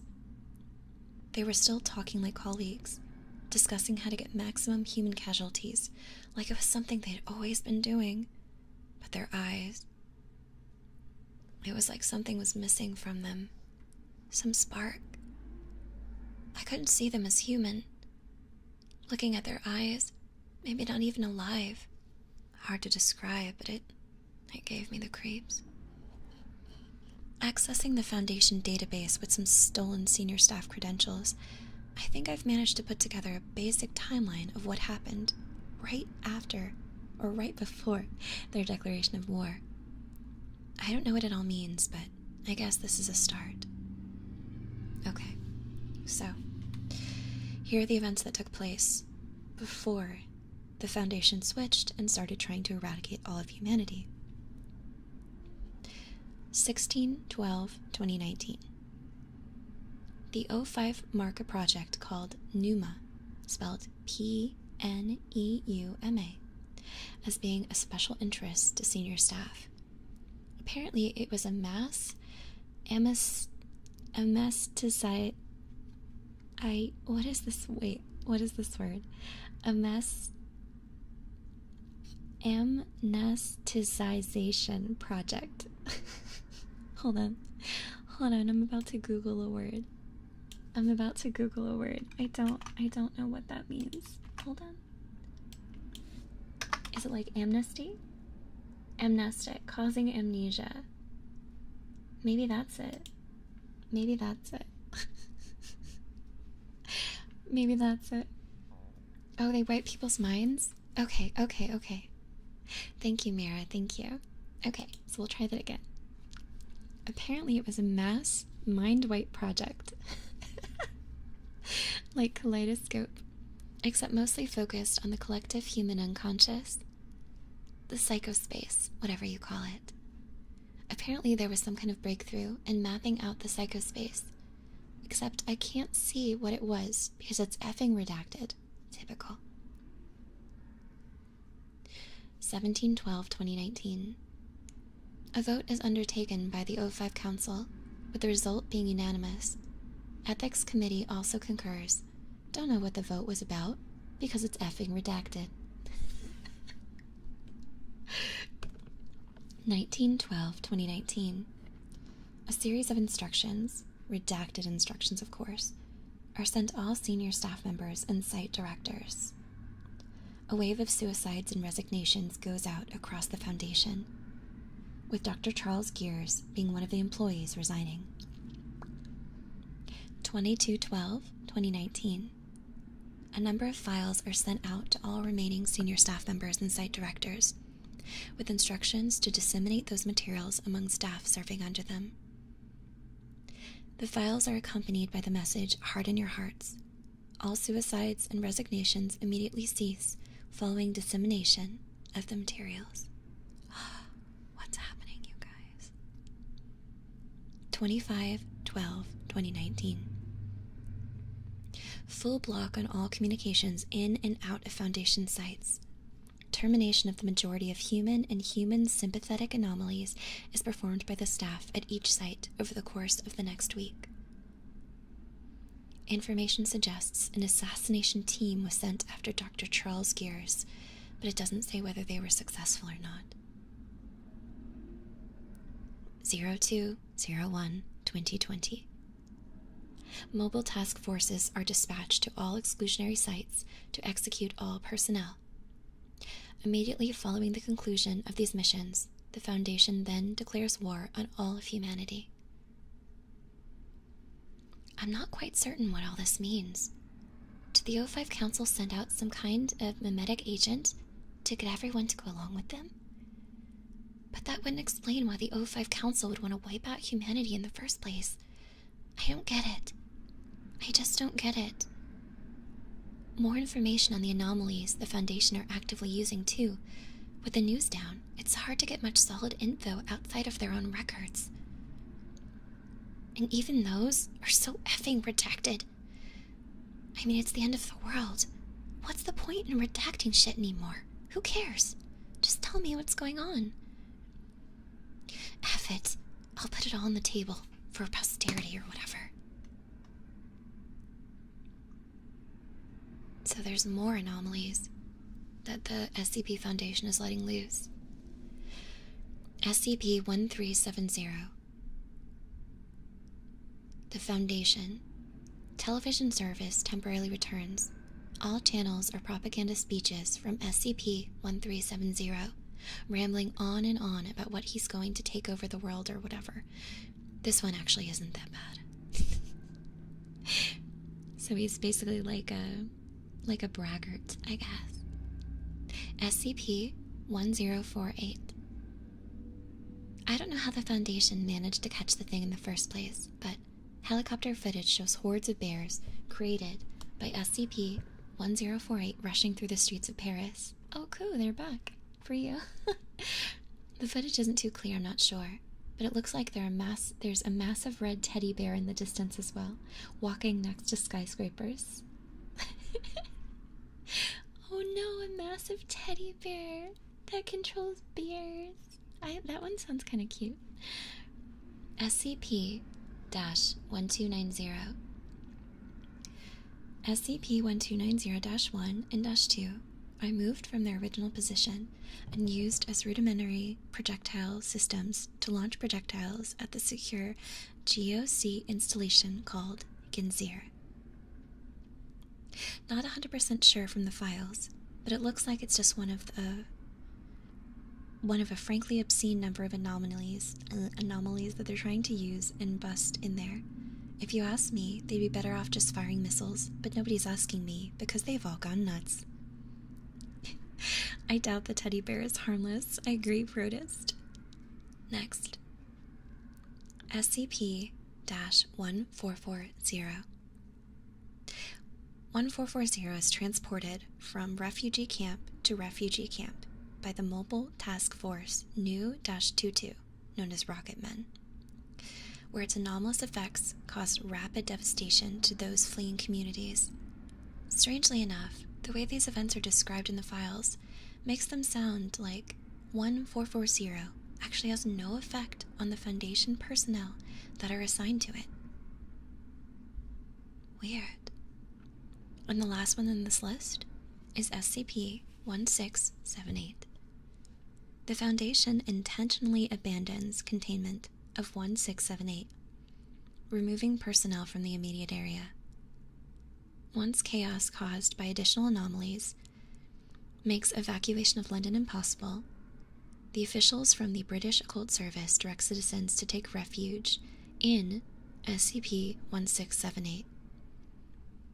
Once the city has reached capacity, the Foundation detonates the nuclear device stationed there prior to abandonment.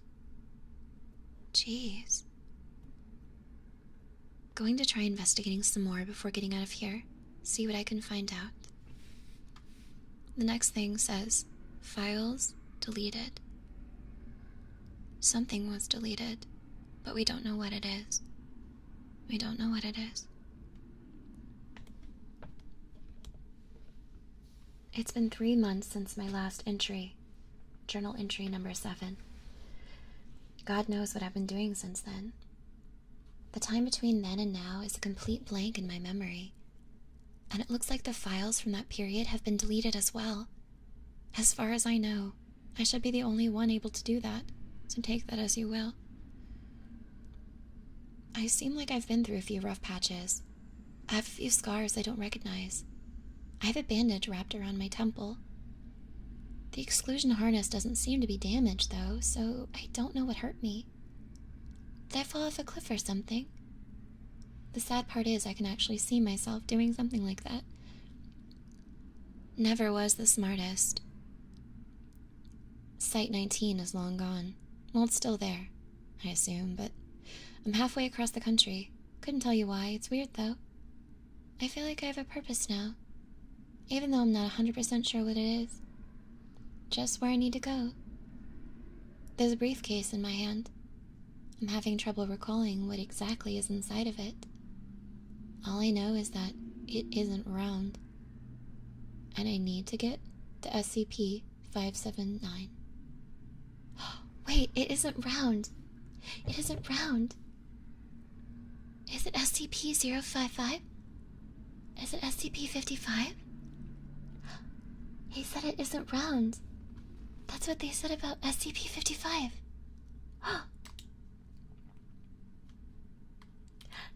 It isn't round. He has a suitcase, and it isn't round. Whatever's in the suitcase isn't round.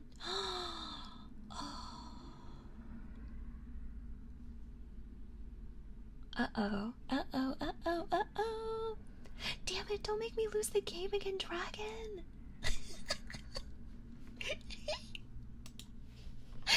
Oh my god. Thank you, darling. Okay, I'm getting really excited. What's SCP-55? We were talking about something that wasn't round.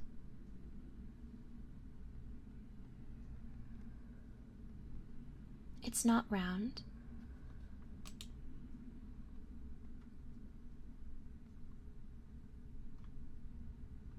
Yeah, it's not round.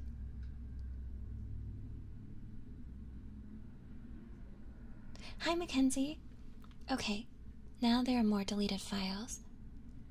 And that says Journal Entry 8. So this is Journal Entry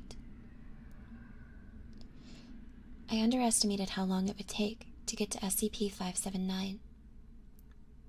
Site 19 was a track all on its own, but 579 is another story entirely.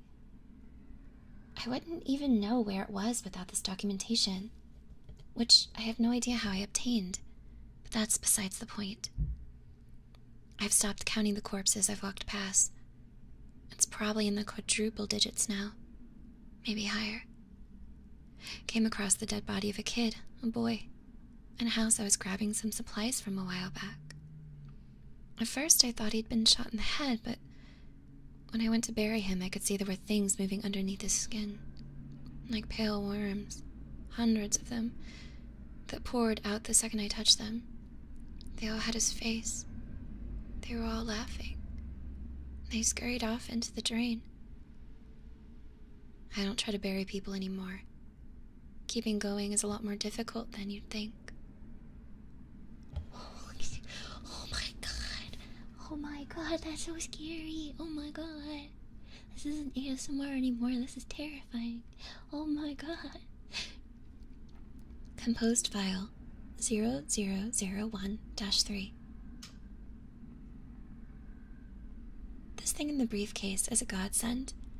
Don't know what the hell it is, but if things are getting too much for me, I just need to open it up, and next thing I know, I'm miles further along where I just was, feeling all warm inside, like something gave me a pep talk. It's like my own personal skip button for when things get rough. Managed to get temporary access to the Foundation database from the corpse of an agent I found half buried in the woods. Wolves were already helping themselves to him, but they didn't mind me taking his laptop. They didn't notice me anyway. You know, because he's wearing the suit. The Foundation is still throwing everything they've got at everyone else. I'll put it on the table. I might as well. We're at another list of anomalies that the SCP Foundation has set loose on humanity. Let me read them to you. SCP-2000. The Foundation intentionally triggers the eruption of Yellowstone, obliterating SCP-2000. For now, anomalies deployed by the Mana Charitable Foundation have slowed down the environmental effects at an absurd rate, but it's still a matter of time before we choke on ash. SCP-2200. Somehow the Foundation seems to have mass-produced SCP-2200-1, and those swords are making their way into the hands of refugees. With all the victims this SCP is cutting down, SCP-2200-3 is overflowing. With a mountain of living SCP-2200-4 trapped under a mountain of dead SCP-2200-4. I have a feeling when we read about that one, it's going to be ridiculous, because I have no idea what any of that meant. Next, SCP-2241. This is one of the few human anomalies that wasn't terminated. It appears 2241 is being used as a living weapon to destroy the biggest refugee camps that crop up, forcing survivors to remain in smaller groups. Unknown how they're getting to be that loyal, but I doubt it's pleasant. Last information on SCP-2241 says it's being deployed to assist with the siege at Genzir. Apparently they're having some trouble. SCP-2466. 2466 was constantly being used in order to compel survivors originating from Redacted, California, to perform actions both socially disruptive and physically hostile. This was apparently effective, but after the 4,020th use of 2466, it crashed and became unusable. Guess there weren't any residents left. And then last on the list is 2639. 2639 were being dispatched to survivor communities and installations for groups that oppose the Foundation in order to kill everyone present.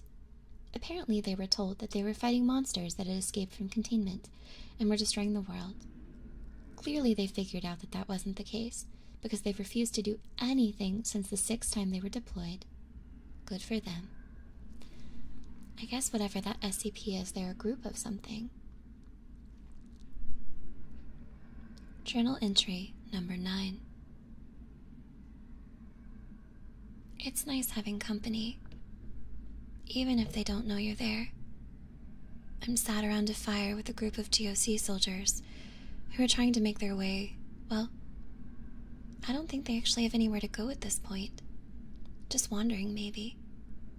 I thought about revealing myself, trying to ask them to help me get to 579, but I don't want to risk it. Maybe I've just gotten used to not existing. Forget being a tourist, I'm a ghost. This suit really is a wonder. Managed to access their connection to the GOC database with it while they were making coffee. The news isn't good.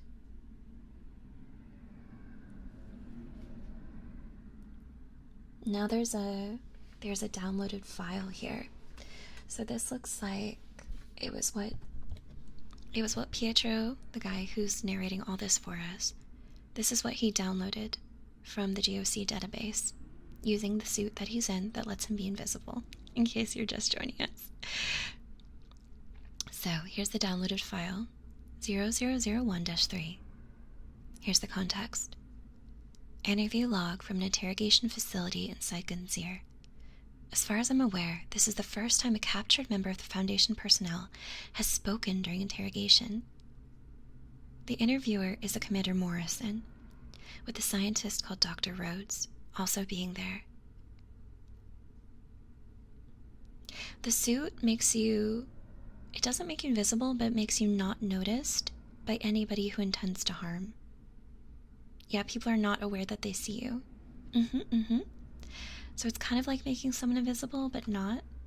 It's more so not changing of your form, but the changing of the motives of others, almost down to like a deep psychiatric level, which is honestly really cool.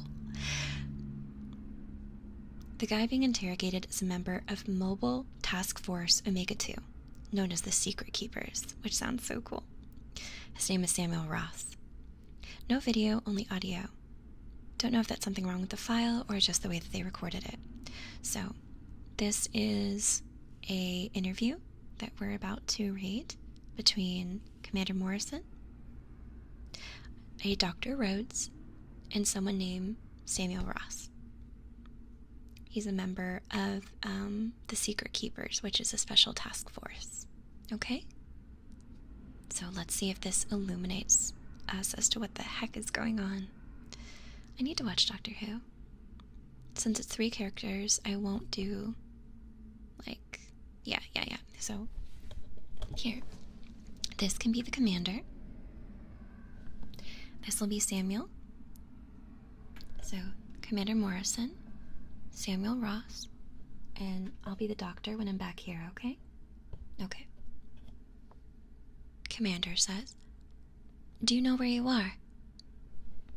Samuel says, "I'm in Gun Zero, right? You guys grabbed us while we were trying to sneak in." "That's right. Do you know why you're here?" "You're going to interrogate me, I assume." "Doctor?" "Confirmed. Subject has nothing implanted inside him. No mental agents or cognitohazards either. You're safe to begin." "Okay." "None of your colleagues we've spoken to have talked. Not a single one. Not a word. Why are you talking to me now?" "We've met before. Do you remember?" "I'm sorry?" "In that joint operation in Tenerife a few years back. With the Seagull Prince? Do you remember? I was wearing a gas mask back then, so you probably don't recognize me, but I recognize you. And it gave me a chuckle. That's why I'm talking to you." "That's the only reason?" "Yes." "When we caught you trying to sneak into the city with the refugees, you and your comrades started firing into the crowd of people at random. Men, women, and children murdered for no reason. Don't you think that's crazy?" "That's funny to you? Sorry. I didn't mean to be rude, it's just, I thought that was a little hypocritical." "What?" "Well, I mean, you're interrogating me. Like the information you'll get will help you. But there's no time for you to really do anything. The way I see it. No matter how many times you fire able at her, Professor Crow's Europa will rip this place open before long. But you're still acting like you can do something about it. Don't you think that's crazy?" "If you've just spoken up to talk nonsense, we can always try enhanced interrogation. I don't want to, but I'll do it. Do what you want. Once you realize you're not supposed to feel pain, there's nothing to be afraid of anymore." "What do you mean by that?" "You. No. You wouldn't want me to say." I very much do. I'm not talking to you." "That doesn't make sense. Tell me now." "You're sure?" "We're good on inoculations?" "Cleared on all Foundation kill agents, yes." "Then spit it out, Ross. Stop stalling or we'll have to get unpleasant." "Fine."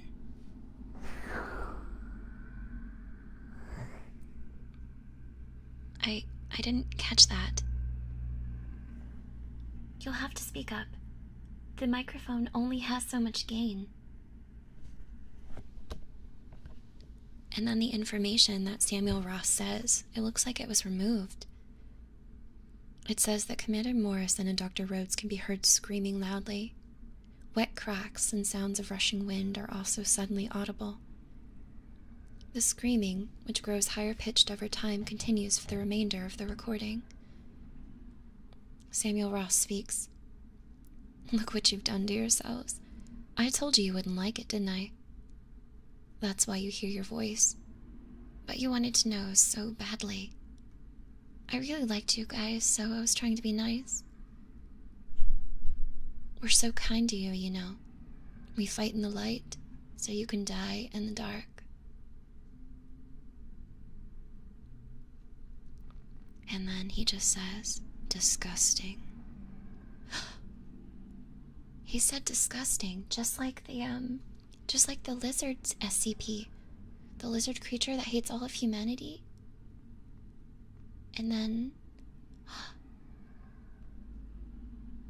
But that one was let loose by the Foundation. Are they connected in some way? Remember the lizard one we read about that says disgusting and tries to kill people? There's a note.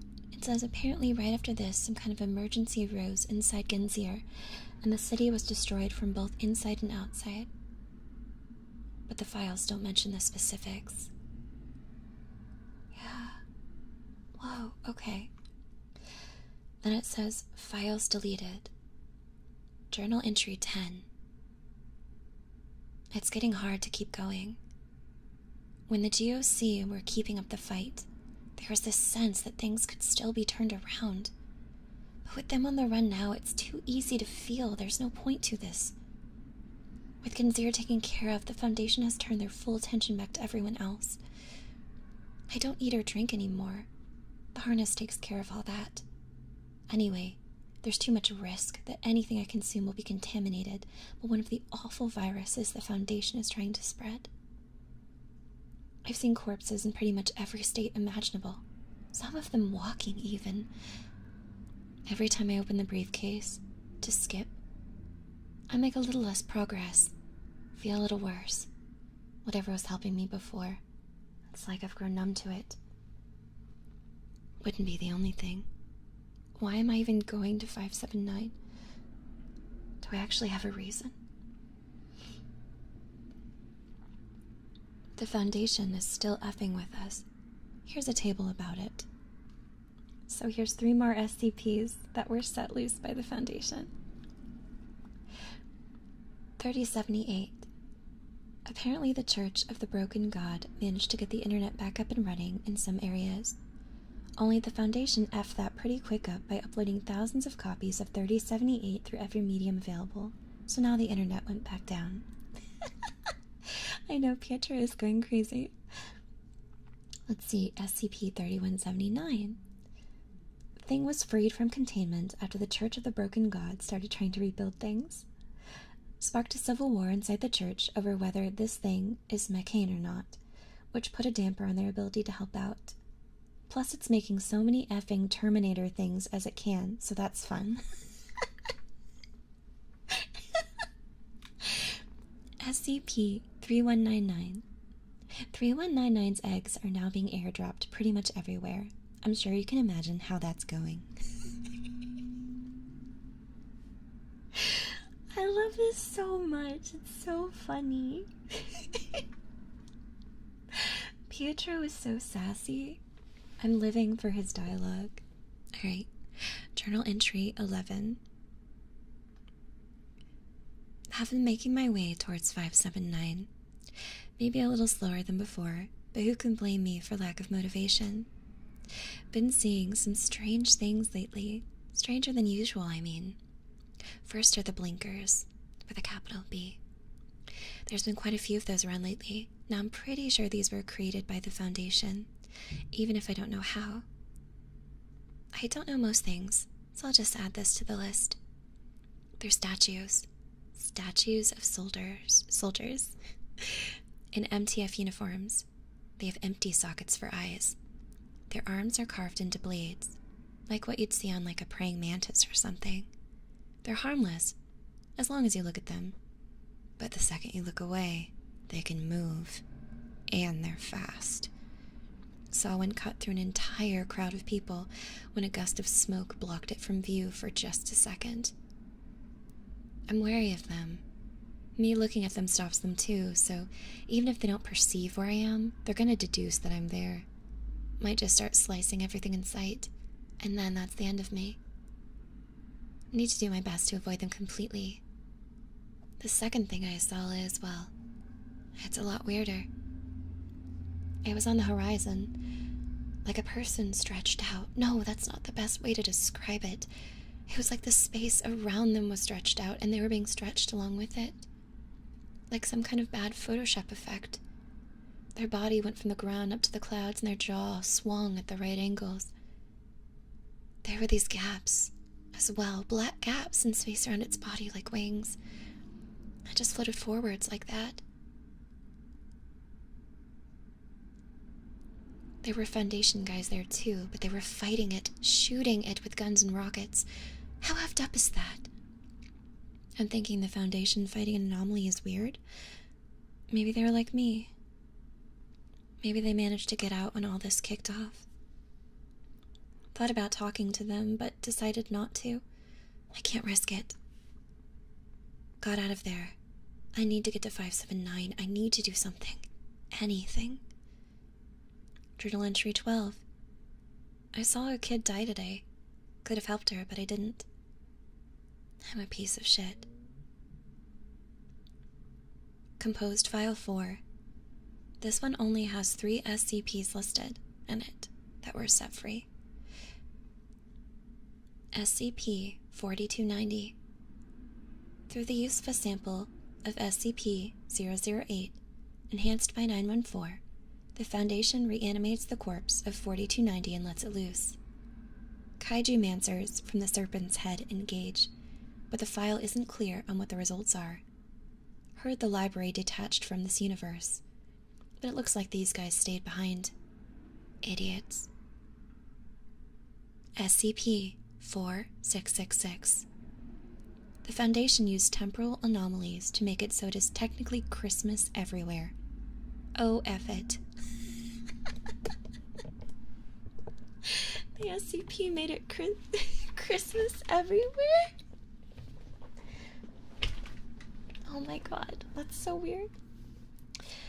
And then the next entry doesn't even have an SCP listed. It just says, nobody's ever going to read this anyway. Really? Oh my gosh. Mara, how much do you know about these? Oh my gosh, we'll have to read that one sometime too. Recorded file 0001-3. Context. No input. Log begins. View is on the interior of an abandoned jewelry store from the front door. The night sky can be seen through a broken window. A teenage girl is sitting at a makeshift fire in the middle of the store. A ruby amulet hangs around her neck. Perception filter is disabled. The girl jumps back, alert, picking up a rusty pipe. So, basically Pietro came upon a teenage girl wearing a ruby necklace, and he just disabled the suit so that she can now perceive him. This is the first person that he has shown himself to since all of this started, Pietro. So this ear will be Pietro, and this one will be the girl. Okay, so here's the girl. So she jumped back, picked up a rusty pipe because Pietro just appeared in front of her and she's scared. Who are you? I recognized you. The necklace, I mean. The girl groans and drops the pipe. Oh, shit. They sent you to kill me? You're gonna be here for a while. No, I got away too. Did you get away too? The girl leans forward, squinting to see Pietro's face. You look like shit, pal. When was the last time you slept? The suit, you don't need to sleep with it on. You do need to sleep. Your face, it's seriously a disaster, man. You hate to see it. Can I come in? The girl steps back and gestures to the inside of the store with one arm. But of course, there's enough broken glass for everyone. Pietro staggers in and sits down on the floor. The sound of crunching glass is heard underneath him. Pause. I was joking, you know. You could have grabbed a chair. It's fine. The suit's dirty. Suit yourself. She sits down across from him. That's a fancy piece of kit you've got there. She gestures to her necklace. Do you want to trade? Pietro laughs. No way. I've read the file. Worth a shot. Been a while since you laughed, huh? Not been much to laugh at. Not even when Pesterbot showed up on all the TVs? Okay, that was kind of funny. They're probably talking about like the one who said that he was going to take over the world, and he said that it wasn't a big deal. Yeah, I'm not sure, Mira. I guess we'll find out. So you got away too? I mean, I'm assuming you're a Foundation guy. Not one of the many people I've pissed off in my lifetime here for revenge. Aren't those the same thing? Now you're getting it. Yeah, I'm Foundation. I was Foundation. Got lucky when this all started. Got into the suit and I escaped. You? Well, I was senior staff. We would have been told about the plan before anyone else, but damn if I can't remember what it was. Probably because of the second file. The second file? You saw it? What was it? Whoa, cool your jets, kid. We've got all the time in the world. They were just a bunch of images. Eggs, trees, religious stuff. Didn't mean anything to me by themselves, but I guess they had something encoded in them. Didn't take like they should have. She taps her necklace. Probably because of this thing. Pietro sits down. So it was a mimetic agent. The girl frowns. Don't know about that. I've pretty much had everything that can happen to me, well, happen to me. I know what a mimetic agent feels like. It didn't feel like that. More like I was being released from something than something being forced on me. I see. So, you don't know what's going on either? Nope.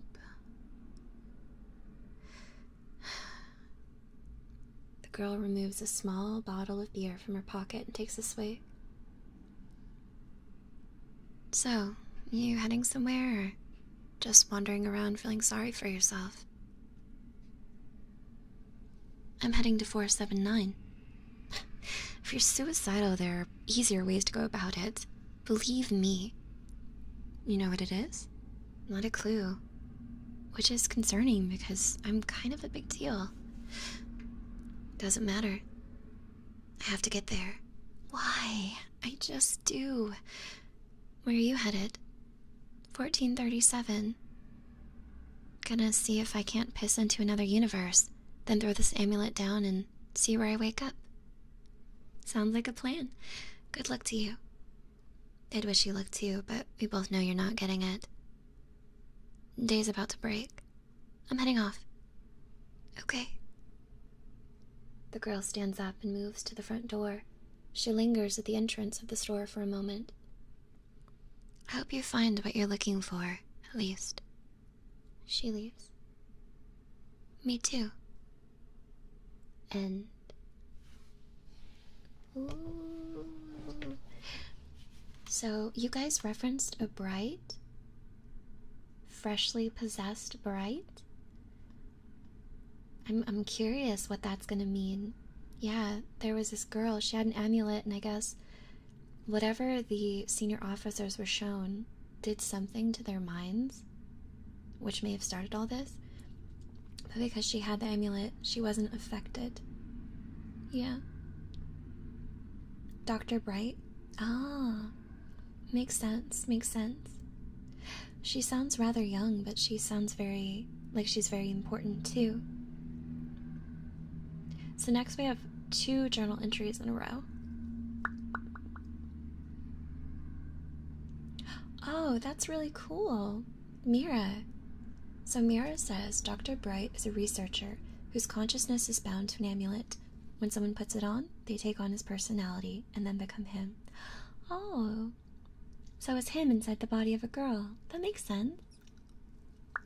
Alright, let's read the journal entries. So, journal entry 13. Hi journal, it's been a while. Right now I'm looking at site 62C, where SCP-579 is supposed to be. There are no guards as far as I can see, and all the security is down. It looks like the place has been abandoned for a while. I was under the impression that this place was extremely high priority, but it looks like the Foundation doesn't agree with me anymore. I have a briefcase in my hands. It's difficult to breathe. I feel like everything will end soon one way or another. I'm heading inside. Journal entry 14. Hi again, journal. I know I ended the last entry so dramatically, and it's been about 30 seconds since then, but I have an important update.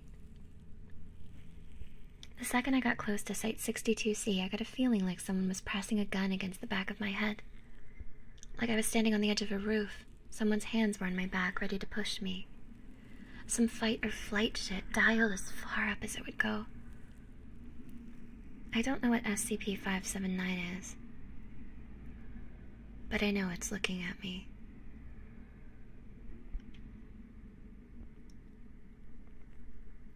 Oh my god. And then this just says, recorded file 4, context, oh shit, oh shit, oh shit. Begin log. View is on the inside of a hallway within Site 62C. Severe damage to the walls, appearing as if done via the usage of a large knife. Lights flicker. Then there's Pietro just screaming the F word. Several times. It says the lights flicker again. When they come back on, a statue of a soldier with blades for arms is visible underneath them. It has empty sockets where its eyes should be, its face locked in a snarling expression. Closing notes. Was wrong. There, here. Journal entry 15. Was right. Even if they can't notice me, they figured out I'm here. Slashing everything in sight. Gouged one of my legs. Hurts like shit, but I need to keep moving. They're not chasing me, but they're headed to the same place.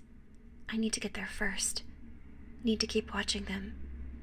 Journal entry 16. Made it, made it, made it, made it, made it, made it, made it, made it, made it. Journal entry 17. That's not fair. But I made it, that's not fair. They're stuck behind the door.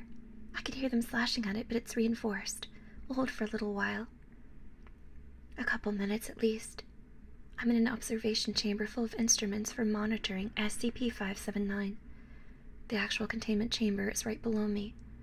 I can barely see it. If I strain my eyes a little, there's a hole. There's a hole in the floor that leads right down there. I know where 579 is. Even if the instruments weren't here, I can feel it. You can hear it without feeling it, probably. For a second, I thought I could just drop the briefcase into the hole and be done with it. But that would be too easy, wouldn't it? After walking halfway across the world, I guess I haven't earned the right for something to be easy. From the angle of the hole, and where 579 is, the briefcase wouldn't even come close to touching it. The only way it's making contact is if I were to jump in the hole and throw it on my way down. But at that height, throwing the briefcase would be the last thing that I would do. Of course. Of course. It's taken my whole life to realize, but I'm not the kind of person that can be a detective. I'm just the murder victim. I died for someone else's story, and the human race is going with me. I know who done it, how done it, but those were obvious. Everyone knows those. Those were handed to me. I don't know why. In the end, I couldn't figure out even a single thing. Why is this happening? Why is the Foundation killing everybody? Why is this happening? Why did they send out those files? Why is this happening? Why did Gunzir fall? Why is this happening? Why am I taking this briefcase across the world? Why is this happening? Why am I here? Why am I doing this? Why am I going to die? Was there a reason? If anyone is ever reading this, please, please figure it out. Explain it to me. Someone, anyone. I don't get it. I don't get it. They're about to get in. First foot forward. Yeah, I don't know where he is. He says he went to 579. Now there's just a picture. It says SCP 579 and it's just black. There's nothing there. It says journal entry 18. Oh, so that's how it is. Life signs lost.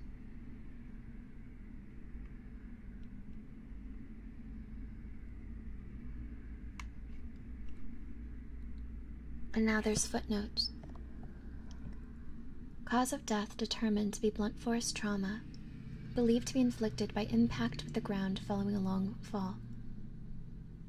One of a series of installations designed to retain information following reality shifts or other temporal restructuring events. 3. A fortress city standing in the Atlantic Ocean designed to house humanity's survivors in the event of an end-of-world scenario. And then 4. Colloquial referred to as MI-666. What in the world? He created an AU? An alternate universe? Is Pietro in an alternate world? Because in our world, the Foundation hasn't done all of these things. What in God's name? It'll link back up to the reference? Okay, let me go back down then.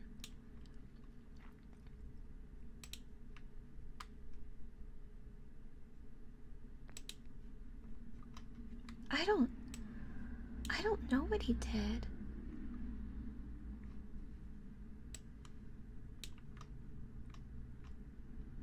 SCP-579 is what he was standing above. What's SCP-579? Yeah, it did. So he created a new universe because he died? What in the world? Oh my gosh. Here, do you want a link to the story, Koo? Is that what you're looking for, darling? Let me see. Here. Give me a second and I will provide it to you. Here we go. So this is the one that we were reading. SCP-5000. Yeah, it says that it appeared in a flash of light within SCP-579's containment chamber, containing a corpse identical to Foundation employee Pietro Wilson. Yeah. Whoa, okay, I get it. So the story we were reading is how he sort of transported himself. And SCP-579 is... Let me see, what kind is this one? Let's see. What kind of SCP is 579? It says it's a Keter, which means it's the hardest to contain. Let's see.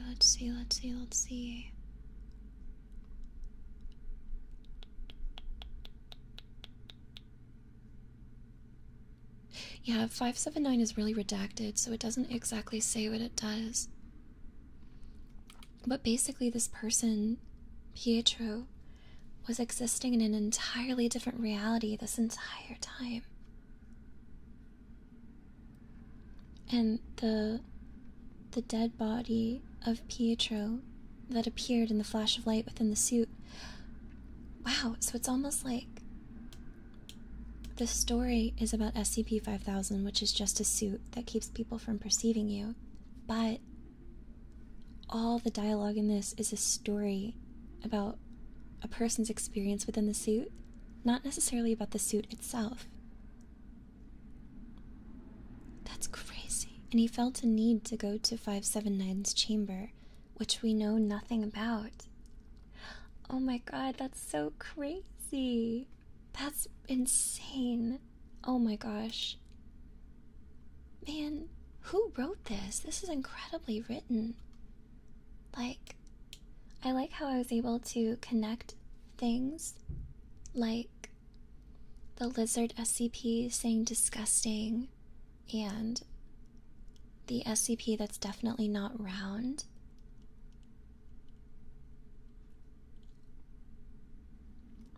Yeah, why did the suit come to this universe? Is it gonna start some bullcrap here? Hello, darling. Sverin, welcome to the stream. Oh my goodness. Well, that is super cool. I love that. I really like that. Man, SCPs are so stinking cool. Exactly, yeah, this was incredibly man, this makes me want to write. Can you create your own SCPs?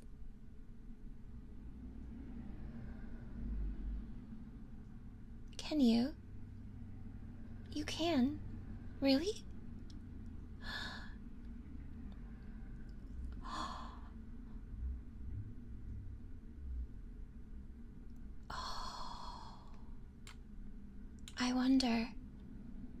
I wonder if I could ever create an SCP. I need to keep reading about them. He created an alternate universe in which he saved the world and died for it. Yeah. I feel like I need to read more about them, but I used to be a very intense creative writer. You know, like I told you guys, I was an English major in school. I used to do a lot of writing. I used to write a lot of short stories and things.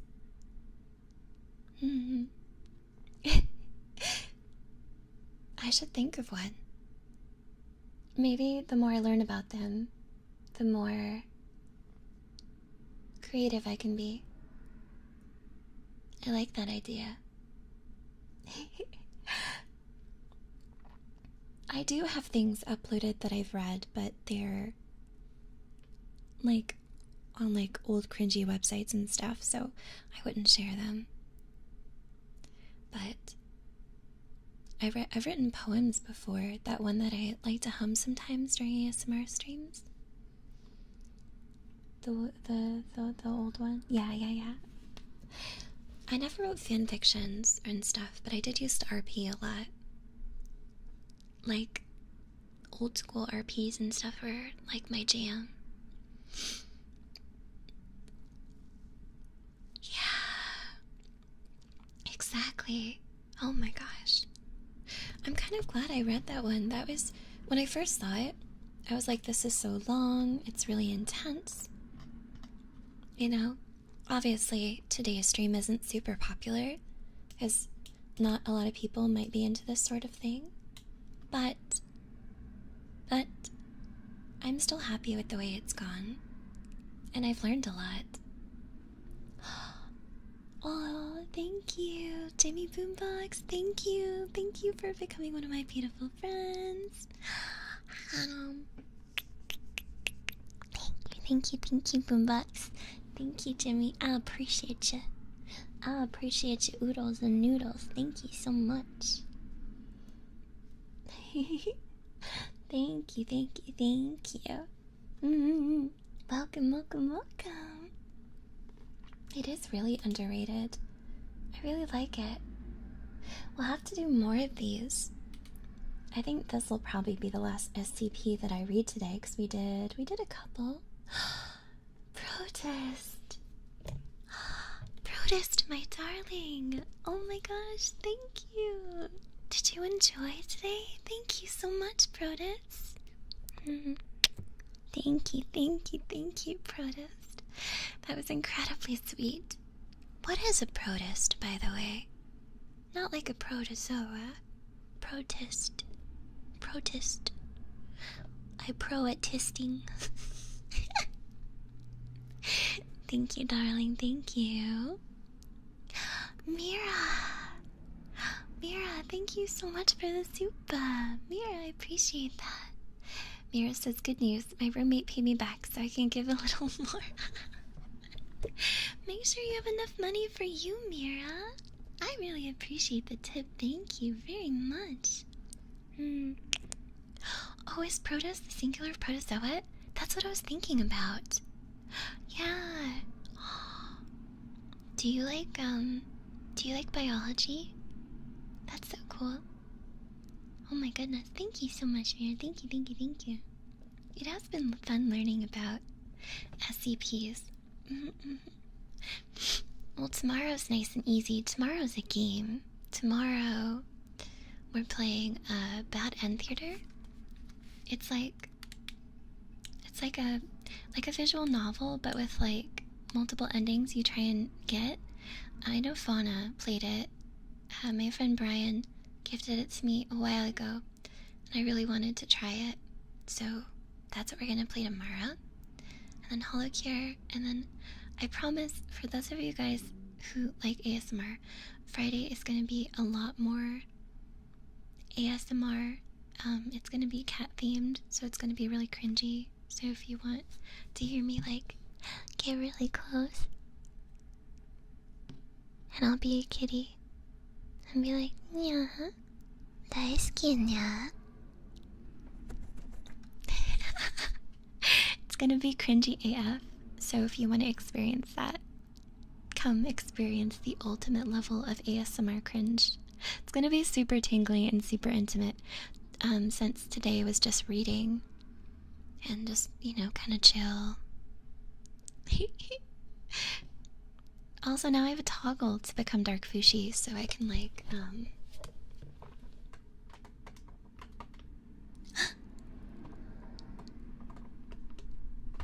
I can become normal Fushi just like that.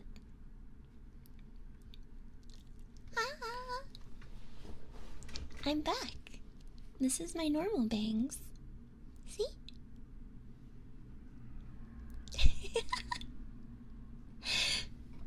And then I can go back. Dark Fushi. Ooh.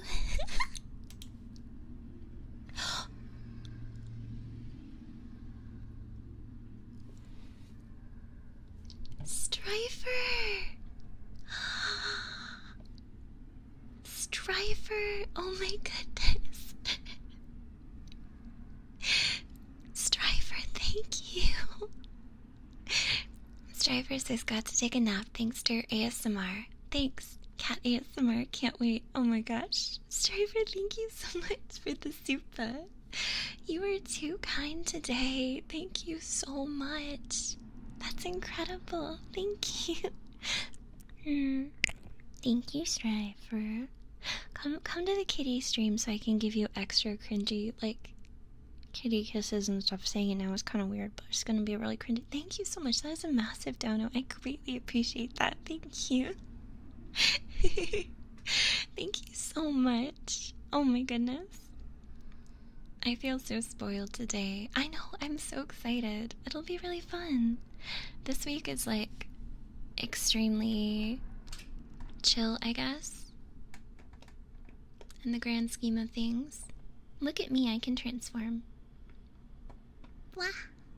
See, I'm not a demon anymore. I'm just a normal Fushi. I got my eyeballs back. Doki. But I had a lot of fun today. Thank you so much. I want to say a special thank you to everybody who was here today, who participated with me. It was experimental, and it was tiny, but I really enjoyed it. I also want to say a special thank you to everybody who did supers and subs and gifted subs very, very much. Special thank you to you, Strifer, for the massive super chats. I really appreciate that. It was really sweet of you. And today was really fun. Yeah, I super liked it. It was a good time. You guys are comfy. If you wouldn't mind, if you feel like it, when the VOD goes live, if there are SCPs that are your favorite or you think would make for good individual videos, if you could comment those, like, on the video afterwards, in the comments, that'd be super helpful for me to refer to, because I would really like that very much. If there's any that you think are particularly interesting, that might be super interesting to some mainstream people. Yeah. Oh, thank you. Of course. Yeah, tomorrow you'll get to see me be loud, but I'll have a lot of fun. Tomorrow's gonna be really fun with all the anime stuff, the game, and then more anime on Friday. I keep thinking it's like another day of the week, but it's like today's Wednesday, so tomorrow's Thursday, then there's Friday. Okay, and then ASMR on Saturday. Yes. When day breaks. Oh, yeah. If you have any suggestions, leave them there, because I know some of these might do better recorded instead of streamed, so that they can be like recorded super dramatically and stuff like that. But yes, I had the most fun day. Yeah, now that we've learned about Dr. Bright in the 5,000 entry, I kind of want to know more about Dr. Bright. The fact that with the amulet and stuff, that sounds really cool. When you say Dr. Bright, it reminds me of Dr. Light and then Dr. Wiley. My name is Dr. Wiley. I'm gonna get Dr. Wiley. No, you cannot die. No, I love you. No, I love you.